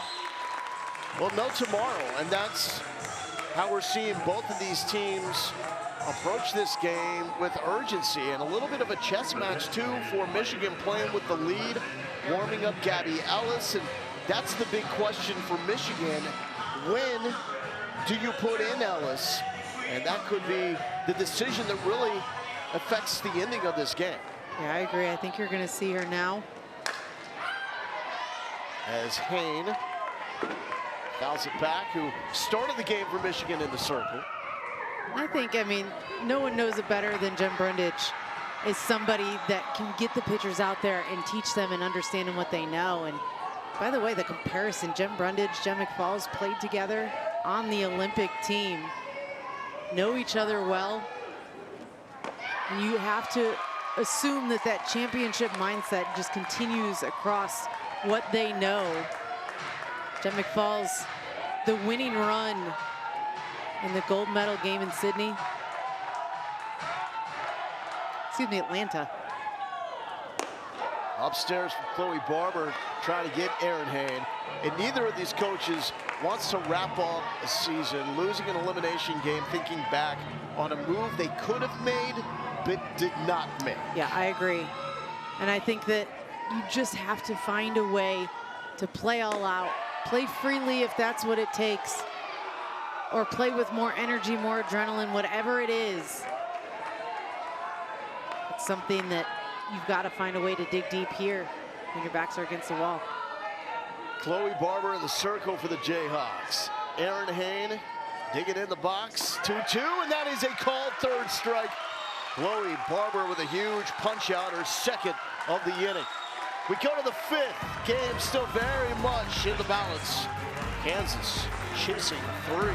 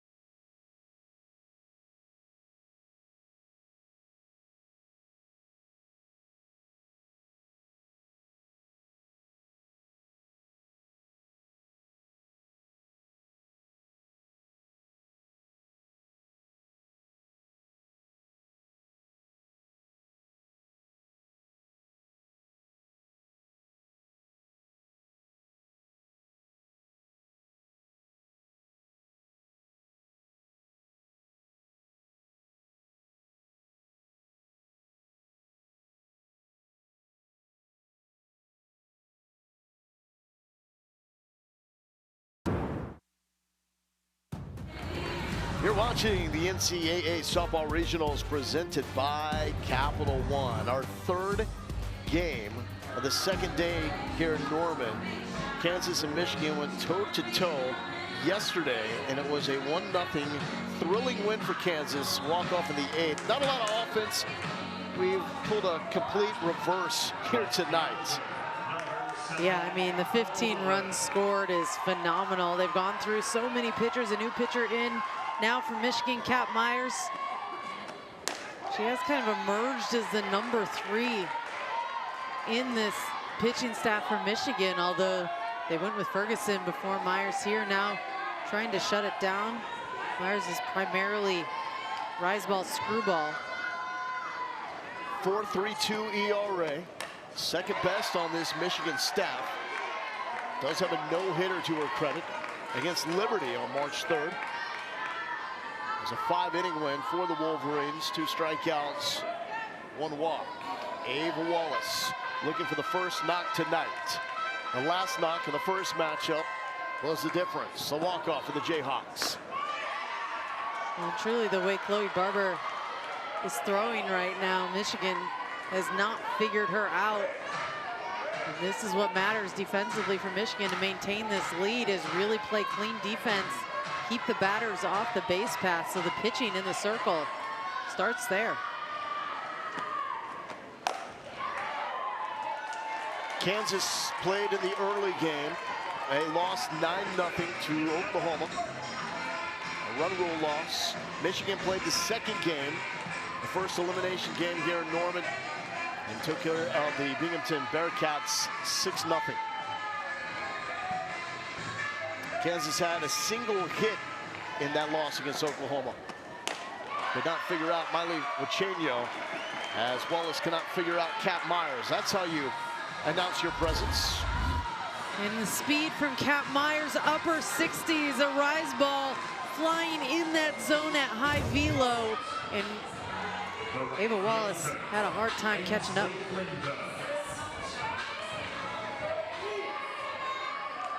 Here's Linduff.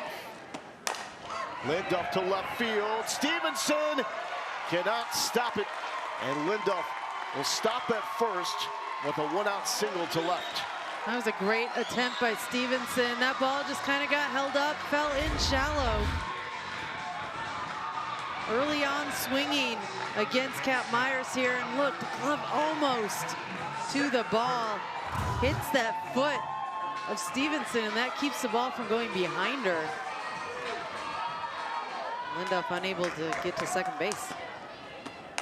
Stafford chops it, tough spot, and the long throw by Fantucci is fortunately stopped by Ramey over at first base. And that means that Presley Limbaugh steps up, representing the tying run. And this was just a high bouncer. It forced Fantucci to go back on the ball to take one more hop, and by then, such a deep throw. Kansas once again putting the ball in play. Limbaugh, the player that Jim McFalls describes as hating to lose more than anyone else on this roster. The leadoff that sets the tone now stands in an enormous moment for this Jayhawks program. First regional since 2015.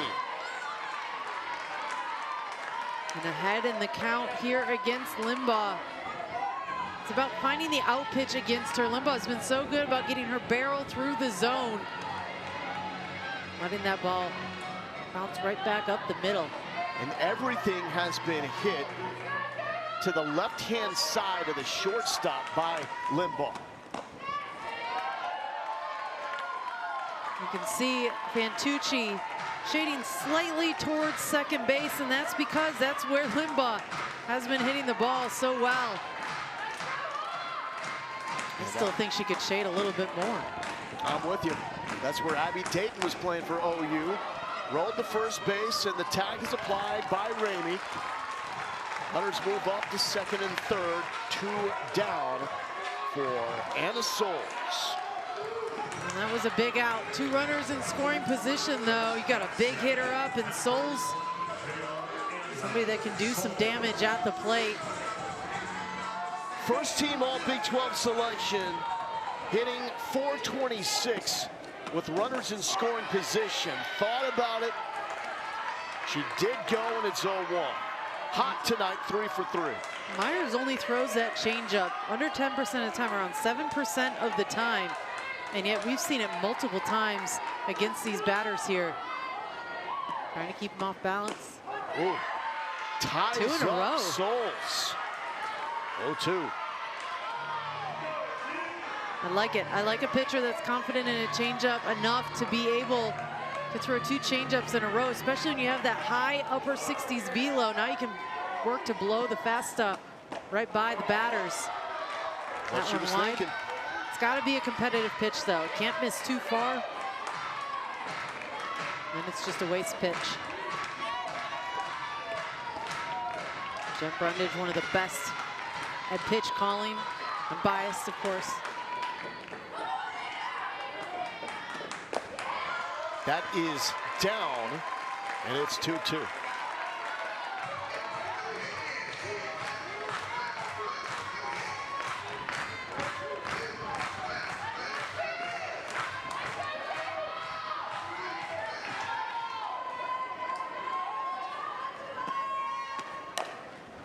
Rolled over, and a fine job by Maddie Ramey to end the threat. Kat Myers comes in, does the job, throws up a 0, and it's a 3-run lead for the Michigan Wolverines.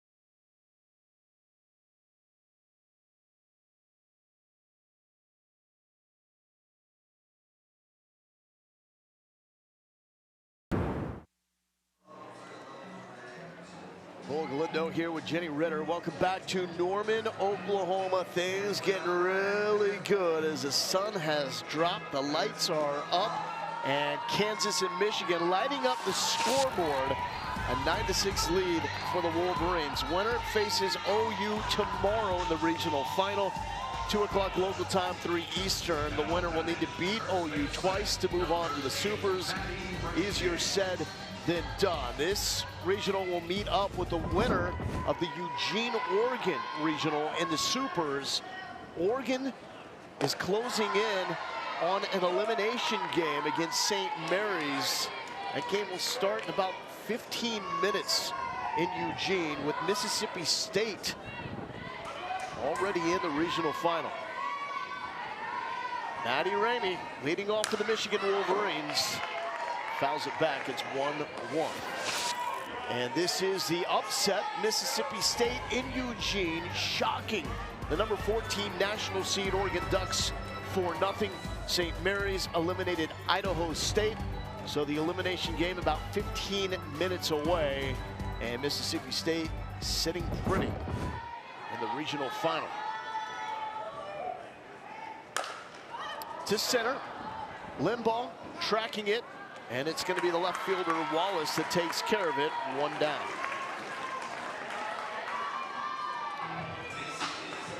And Barber has done great. 2 strikeouts, 2 pop flies, 4 batters she's faced. Maddie Erickson put one off the wall for a double her last time up. Great production from the number 8 hitter. First pitch strike from Chloe Barber. Settled in. A couple of strikeouts last inning for Barber.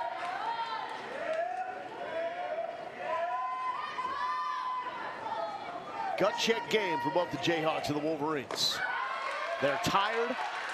It's late. Second game for both these teams today. Michigan facing elimination for the second time. Kansas for the first time. 0-2. Strike 3. A great corner there by Chloe Barber. The changeup before that kept Erickson on her heels. And this one just curving into that strike zone, a huge K. It's for Kansas. I mean, short defensive innings to get their offense back on the field. And they're just knocking on the door. They're finding a way to put the ball in play. You hit the ball hard, good things happen. I feel like Michigan stalled out a little bit. First pitch swinging. Fantucci to the gap, going for 2. And Avery Fantucci announces her presence, sliding in for the double. And that's a jolt of energy that Michigan needed here. Barber has been so solid at getting the outs and kind of limiting the run production that Michigan had early on in the game.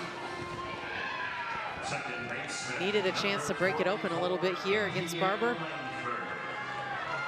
Now it's Dr. Jones time. Indiana Langford, a leadoff hitter for the Wolverines.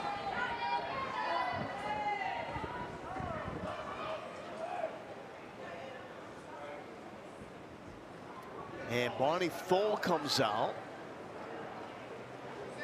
And is she making a change here or calling an offensive timeout? And it looks like it is going to be a late substitution.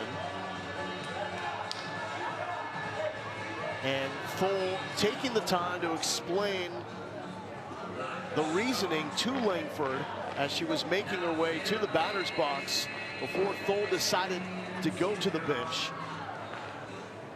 and put in Lily Palko.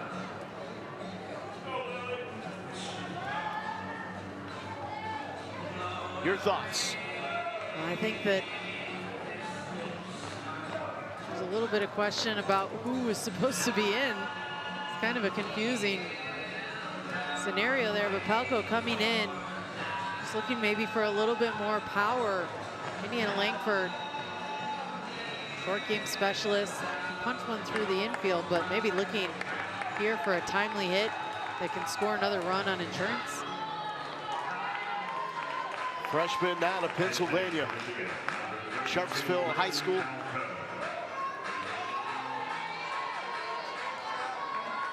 And her first at bat in this Oklahoma Regional.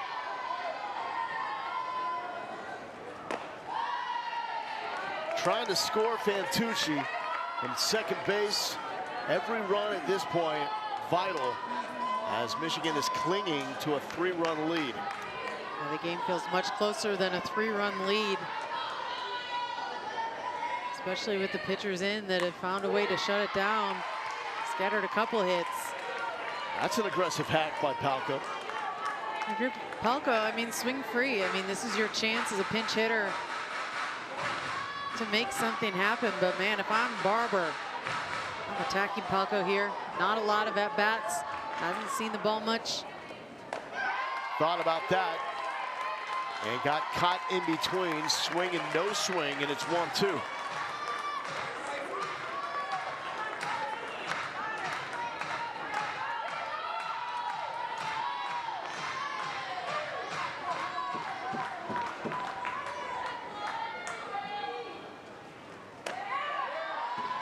Boyer tries to frame it. Yeah, it's a good miss by Barber. Spin the ball on the outside part of that corner. Again, a good competitive pitch when you're ahead in the count.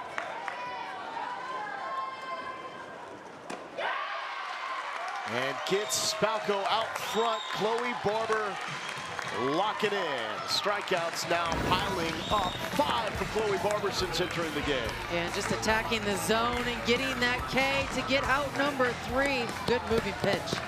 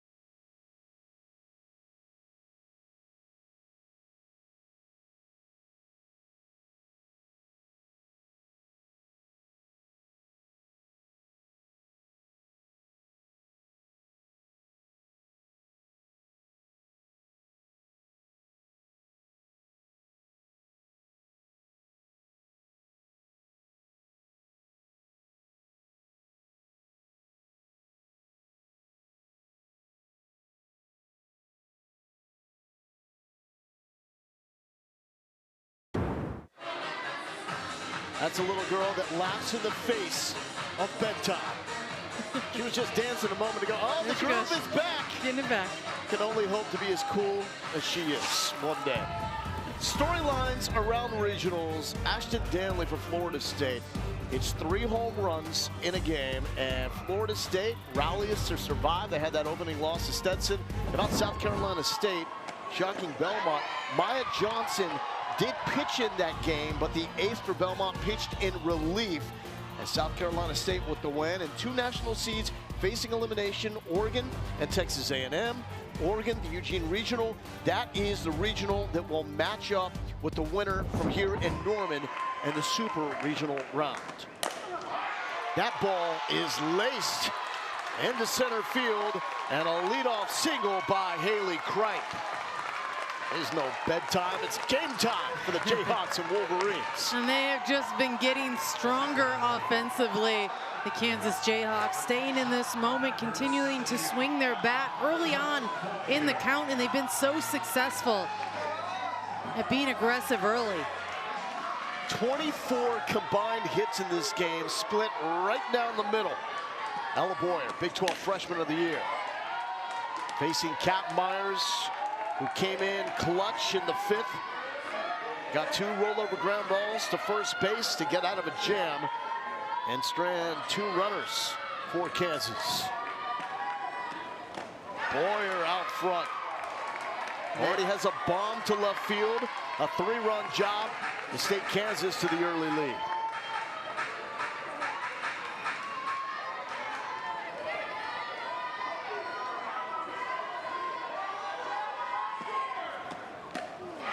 And that changeup has just been a key factor in the game here for Kat Myers.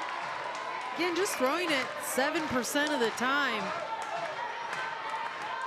in comparison to all her other pitches, but today it's been a primary pitch.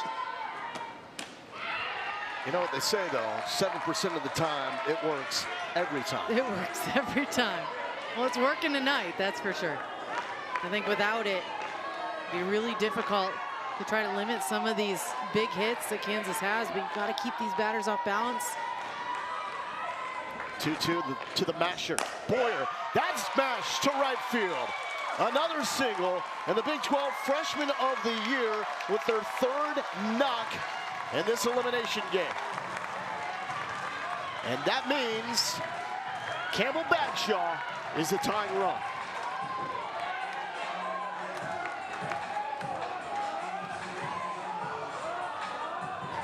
And you know what time it is. Gabby Ellis time for the Michigan Wolverines. We were waiting for the moment. When would Bonnie Thole go to her ace? And the answer is right now. And he wanted to buy as much time as possible before she got in. She's already thrown a full game. Kansas has already seen her for 8 innings, but man, she has been spectacular. 8 hits, the 10 Ks, and just 1 earned run. That 1 earned run being the game-winning run yesterday when she pitched against Kansas. 216 total pitches in this regional. Conservative 89 in that 6-0 win against Binghamton. And locked in is Gabby Ellis. Yeah, and Gabby Ellis was just outstanding. Her pitches move well, but they stay on the corner, and that's the big key, her ability to have pinpoint control and lower in the zone, getting batters to swing and miss. She'll mix an off speed as well. Man, no time more important than being shut down right here. The need for this Michigan defense as this Kansas offense starts to heat up. Helped Mercer get to a regional for the first time in program history last season. Advanced to the Gainesville Regional Final. Now trying to take Michigan to the regional final to take on Oklahoma. She is no nonsense, a rare smile in the circle. Quickly turns to a stone cold face of a player that knows what's on the line and is ready to deal with it head on. And a tall order, no outs here, 2 runners on base. Kansas already has a little bit of a rally going, and if I'm Kansas, you know that you started hitting Gabby Ellis well in the 7th and 8th inning yesterday. That's where you need to live, not focus on the fact that it was a great outing and you struggled to hit her for a while.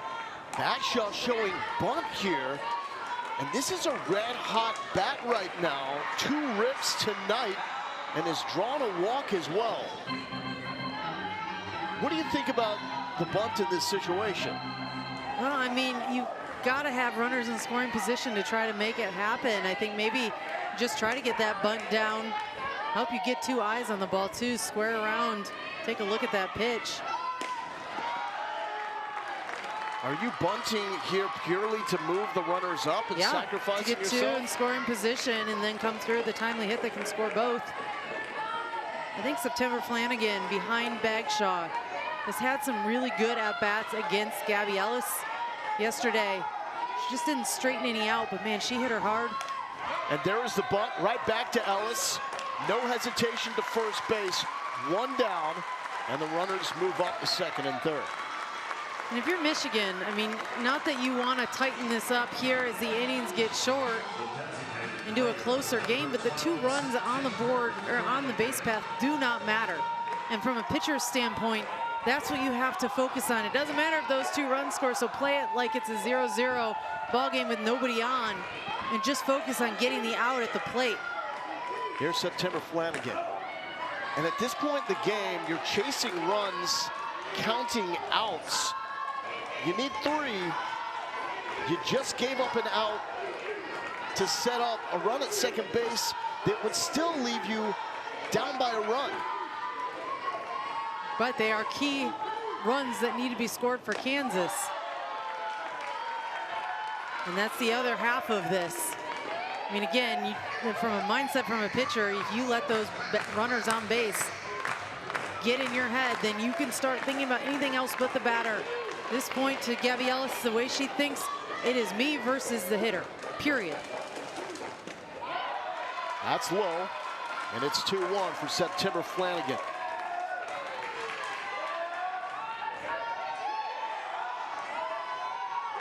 Five home runs on the season for Flanagan. Third season as a starter for this Jayhawks program. Junior and senior heavy club. Lifted, foul territory. And that's exactly what we saw from her yesterday. Gabby Ellis did a good job staying inside on the corner and a little bit tighter so that Flanagan had to turn on those. But man, there were a couple that we could see the distance if she connects. Kansas has had runners in scoring position in 5 of 6 innings. Just 3 for 13 in those situations. Although Kansas offense has come to life. That's way out, and it's a full count.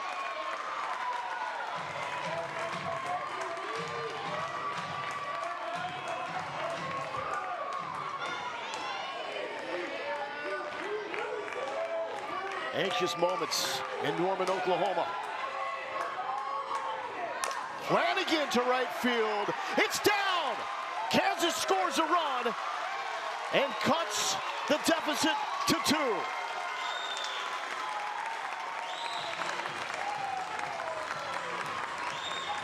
And Putz did a tremendous job to keep that in front of her in right field. Yeah, and this was one where it had to be a decision of whether Putz was going to lay up for this or keep it in front. She could not catch up to it to keep it in front. Picks it up on the short hop. Saves a run from scoring. Ava Wallace, the Lawrence legend. Does she have a little more heartbreak in store for these Michigan Wolverines? Had the walk-off yesterday in the 8th. 0 for 3 with 3 strikeouts.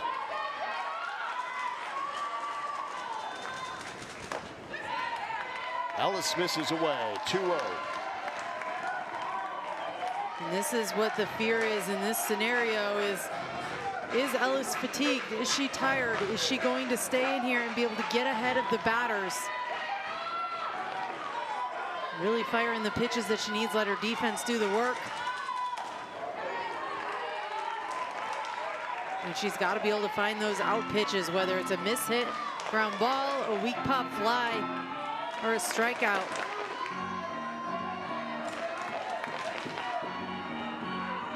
Ellis giving her all.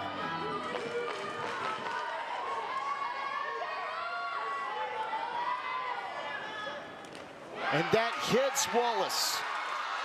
That has been the bugaboo for Gabby Ellis. The 3 passes, and that's the 5th hit by pitch by Ellis against the Jayhawks in 2 games. And you can feel that momentum just continuing to swing towards the Jayhawks. 3 passes. They can bite you anytime. Just 1 out here, a sac fly can score 1. This is a time for Jem Brundage to have a conversation with Gabby Ellis for Bonnie Thole. Talk to the defense, get them locked back in, and Jem McFalls as well, having a conversation with her hitters. Talking about the strategy, keeping them loose, letting them have fun. And the bubbles are flying.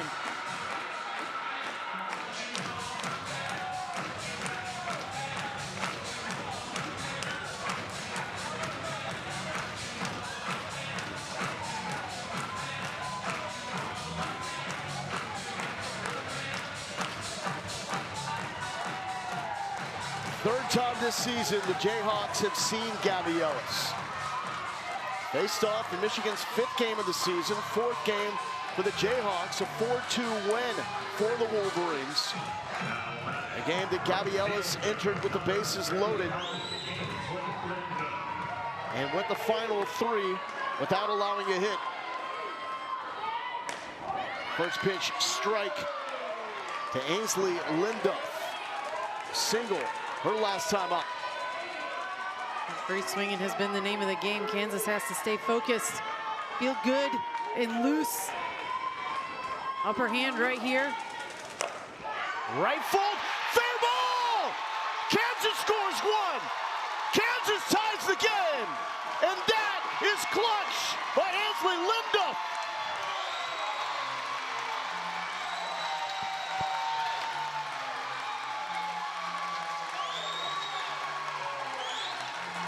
I mean, you were just waiting for Kansas to build the energy, the momentum back on their side every inning.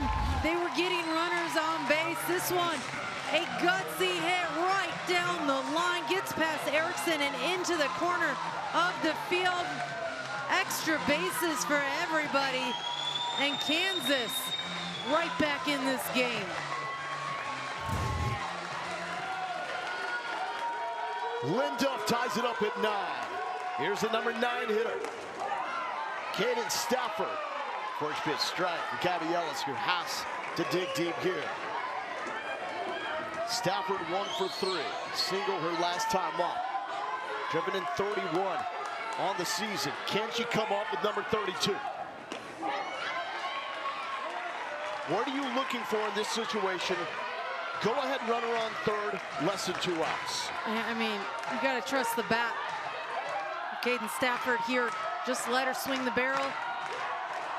Credit to Gabby Ellis for getting ahead here in the count, but now it's about the out pitch. No time to pitch tight, no time to play tight for either side. You can feel all momentum right now through that Jayhawks dugget, out through the fan base. 1-2 to Stafford. Check swing, fouls it to her teammates. Kansas has not led since putting up a 3 spot in the top of the first inning. It was an 8-3 lead after 2 for the Michigan Wolverines.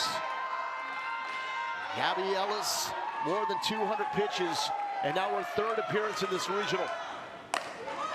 Popped up, will this be deep enough to score Wallace from 3rd? Here's the throw from Stevenson. All the way through, not in time. Kansas takes the lead. Fitting, it's Wallace, the walk-off hero that scores the go-ahead run. But what a job for Caden Stafford with 2 strikes to get the job done. And that's all she had to do. Find a way to put the ball in play in a way that a run would be able to go 60 feet. This one deep enough, it was shallow, but it was deep enough. A good throw by Stevenson, but too late. The runner scores, Flanagan.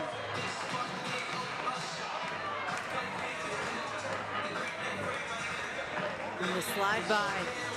An outstanding job, that's Ava Wallace. And if you are Bonnie Cole, you have to challenge The ruling on the field is that the runner left on time at 3rd base. Michigan is challenging this ruling. This play is under further review. And again, you have to do that. That's how the game is played. That's why you have challenges. Doesn't necessarily mean that they think anything happened, but if it's even close, if there's even a question, let them review it, see if something is there to be able to get that out call that gets them out of the inning.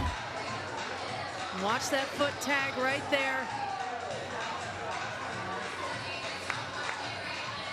And the catch, she is still on the bag. There is nothing she left on time there. I don't think that there's going to be any issue that this run is going to count.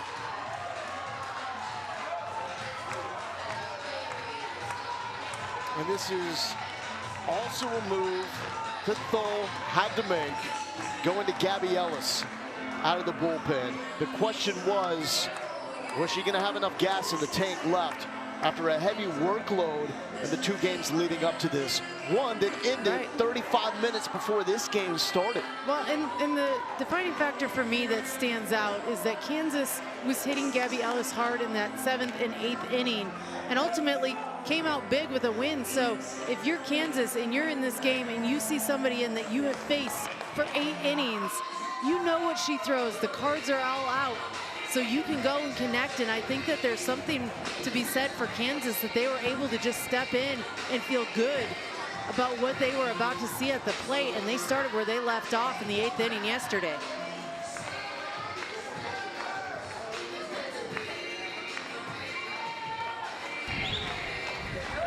The ruling on the field has been confirmed. The runner did leave on time. This will be Michigan's first challenge. They have one challenge remaining. And again, you had to try. You have 2 challenges. You can't take them with you.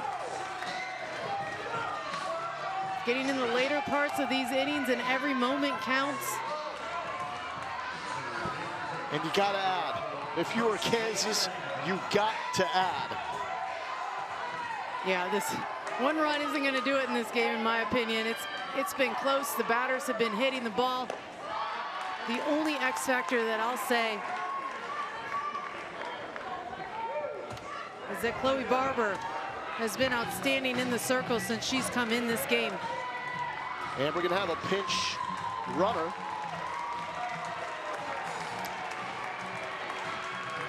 And Bailey Weber coming in to run for Lindorf.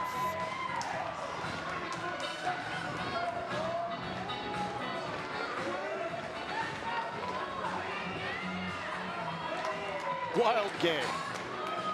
Absolutely wild game. These are the best games. Your back's against the wall. You got to lay it all out there. And you're seeing 2 teams that are just absolutely laying it out there. Anything they can to try to play to run.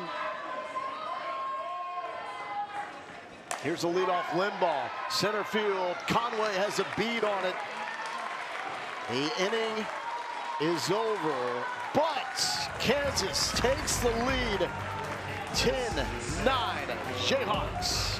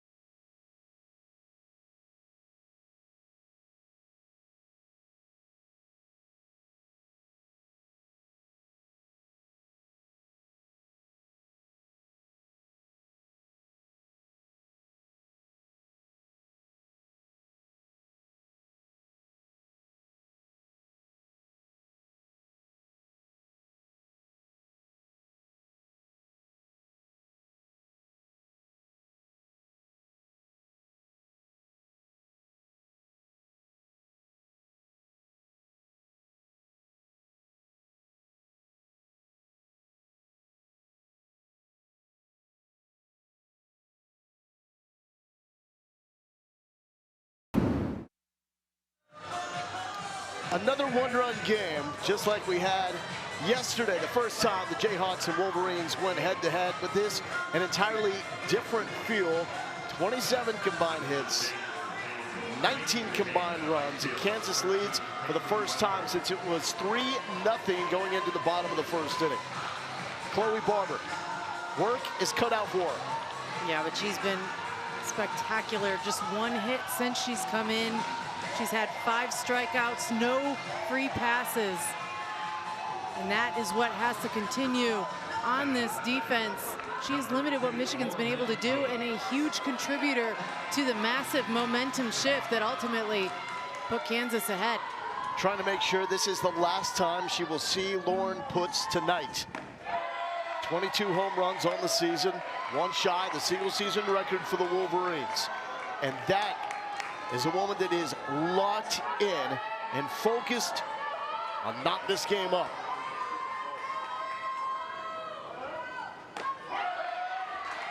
One. And puts the batter you want up. If you've got a team that has shifted the momentum in their favor, you want your biggest hitter up to bring it a little bit back in your direction. Close call, but it's 2-1.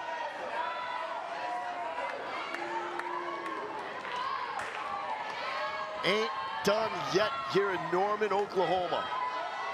Third matchup of the season between Kansas and Michigan. Second of this regional. All of them have been close games. 4-2, Michigan back on February 8th. 1-0 Kansas a day ago, and now 10-9 Kansas as we approach 10 p.m. local time. 9:46 right now. That's the patience that you can see from Putz. Trying a full count here. Got to be competitive pitches if you're Barber. She's had so many good competitive pitches since she's been in this game.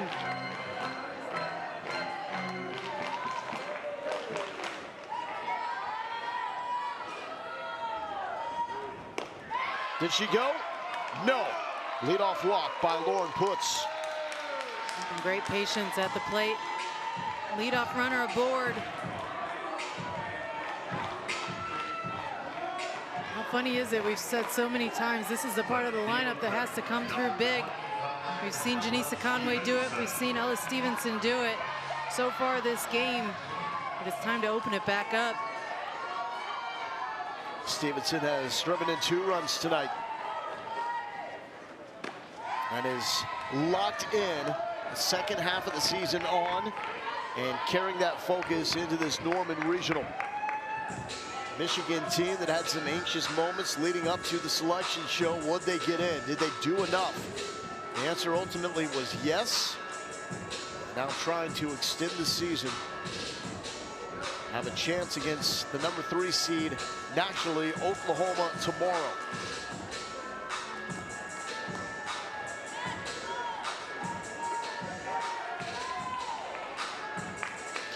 Now the approach here from Michigan, how will it compare to what Kansas did when they got their first 2 runners on and they elected to give up an out to move both runners into scoring position, a move that ended up paying off. Stevenson with the bunt and throwing to second base, an ill-advised throw from Stafford. I don't care who the runner is, that's a tough play to make. Yeah, and I mean, they had success when Indiana Langford did it earlier on in the game, and they did get the lead runner. But this time, just too late. A dangerous play to make in a 1-run ball game, especially when Janisa Conway has been so hot. Kansas so good at passing the bat. And that's where Michigan has to be here. But they allowed themselves to get in the moment, get loud, get excited. I love this. Conway letting it rip, saying we don't bunt. Be careful, she's got the speed. She can drop one. I know. But why try to tie the game when you can go ahead with the power and the wheels? In there for a strike. And it's 0-2. Barber getting stronger here against Conway. I like the 0-2 approach, getting ahead, using your pitches to move out of the zone. Gotta be competitive. It's gotta be something that isn't just too far out of the zone, that it's not gonna get a batter to swing and miss. It's gotta be chaseable.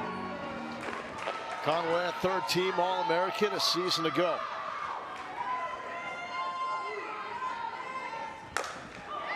To the left center gap. This is going to be a tough one to get to. No one will get there. Michigan takes the lead, and that's why you don't bunt.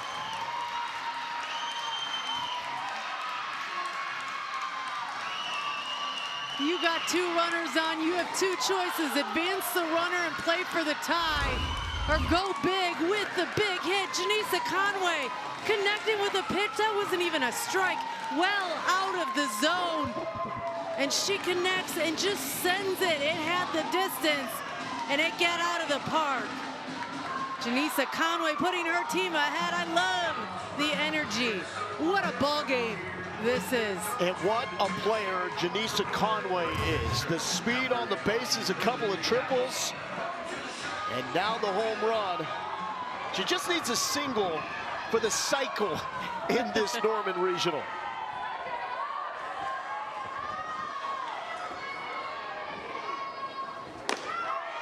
Wow, what a moment. Michigan storming back in a game that has gone back and forth. 12-10 lead. This is why you love the postseason. Oh, man. Who would have believed it was a pitcher's duel yesterday? Two teams running on fumes. That's what it, you know, it gives me like that third game of the series vibes where you're just putting everything on the line. You're throwing all your pitches. The bats can't stop. I mean, offensively, this has been a show.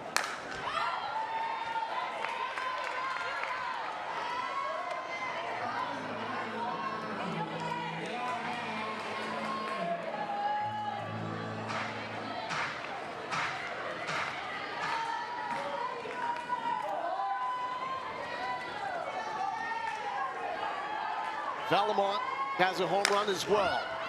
And this is a pop-up and a long run for Lindorf in right field. And that is a lot of work for the first out. I mean, dare I say it, Lowell, I feel like there needs to be some more insurance runs regardless of who's hitting. I mean, it felt like one run wasn't enough for Kansas. It wasn't. Now I feel like 2 runs isn't enough for Michigan. And the magic that Kansas has been able to do at the plate.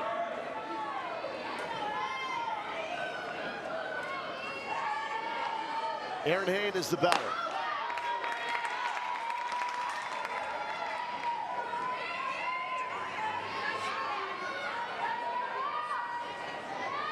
Hayne 1 for 3 with an RBI single.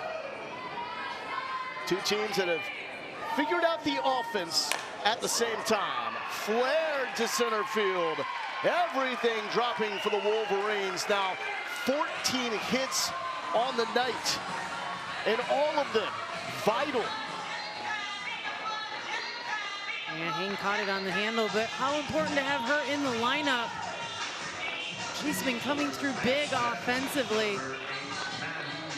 And you're right, I mean, you heard Bonnie Cole say it in the interview, we're tired and we're playing free.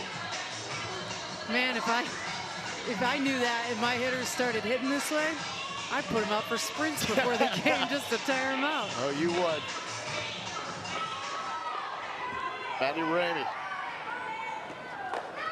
Swing and a miss. 0 for 3 so far tonight.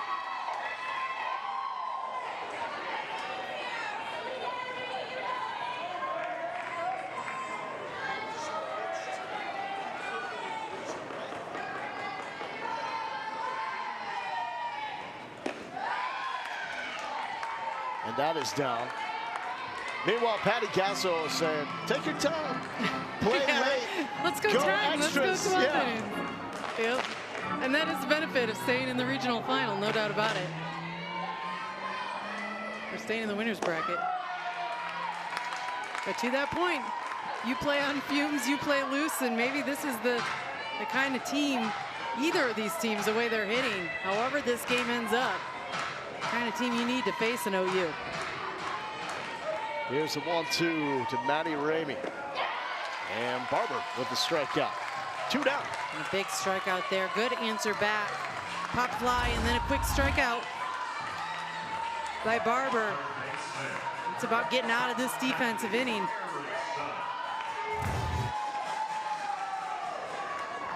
And it's Maddie Erickson time. She's got a double off the wall.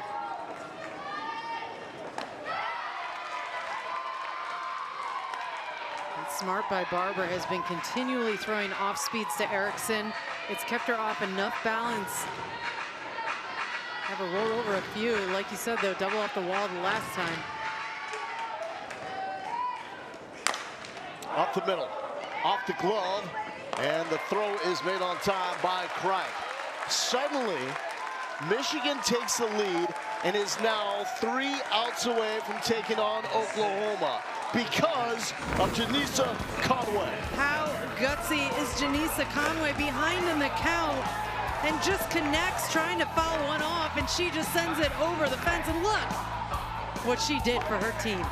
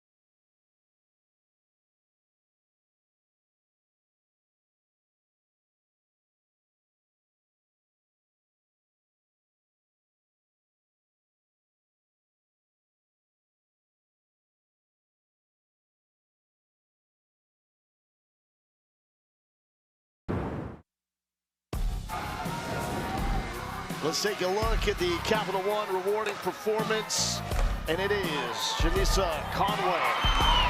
And Janisa Conway has been phenomenal here. She turned it on here in the last couple games. A little quiet in game one, but man, today she has been the difference of this game. Just phenomenal. 3 for 4 with a home run, a triple, a single. What else can she do? 8 total bases and 4 driven in a game. Shoot. All day long. She was cramping up after legging out that triple on a ball that most normal human beings end up at second base on. Fantucci secures it in shallow left field, 1 down. Retiring Anna Souls. And this is the part of the lineup that if you're Kansas, you want up to the plate. Good quick out there for Ellis. But man, you got Kripe, you got Boyer. You got to get through the 2 of them.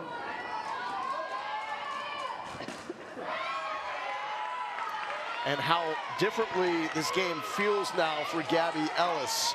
Moments ago, it was Ellis giving up the deciding shots to Kansas, who came all the way back to take a 10-9 lead, and now she's out there protecting a 2-run lead. But Kansas not done yet. Kripe to left field for the 1-out single.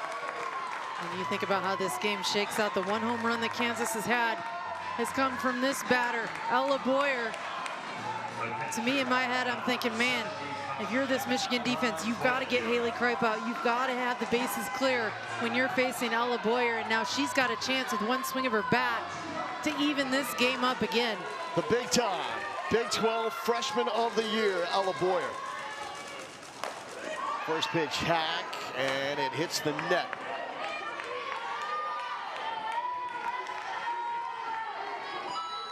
Freshman from Oak Ridge High School in Spring, Texas. 3rd Big 12 Freshman of the Year in program history. Also a first team All-Big 12 selection. A monster year. Most home run by a freshman in Kansas history. Looking to knock this one up with another.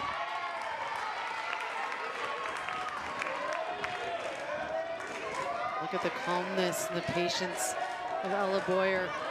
Just her approach at the plate. And another solid freshman has a chance to make a difference here. In and down.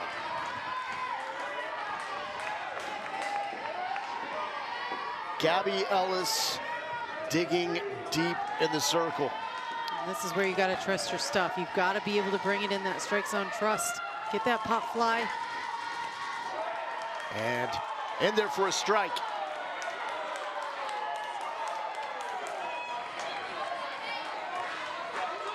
Two for Gabby Ellis.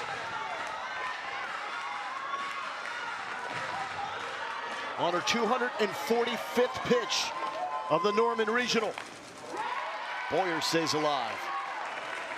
She changed the speed up a little bit. Again, Boyer, the power that she has, you mix your speeds, you have to. Keep her off time. Work for that miss hit.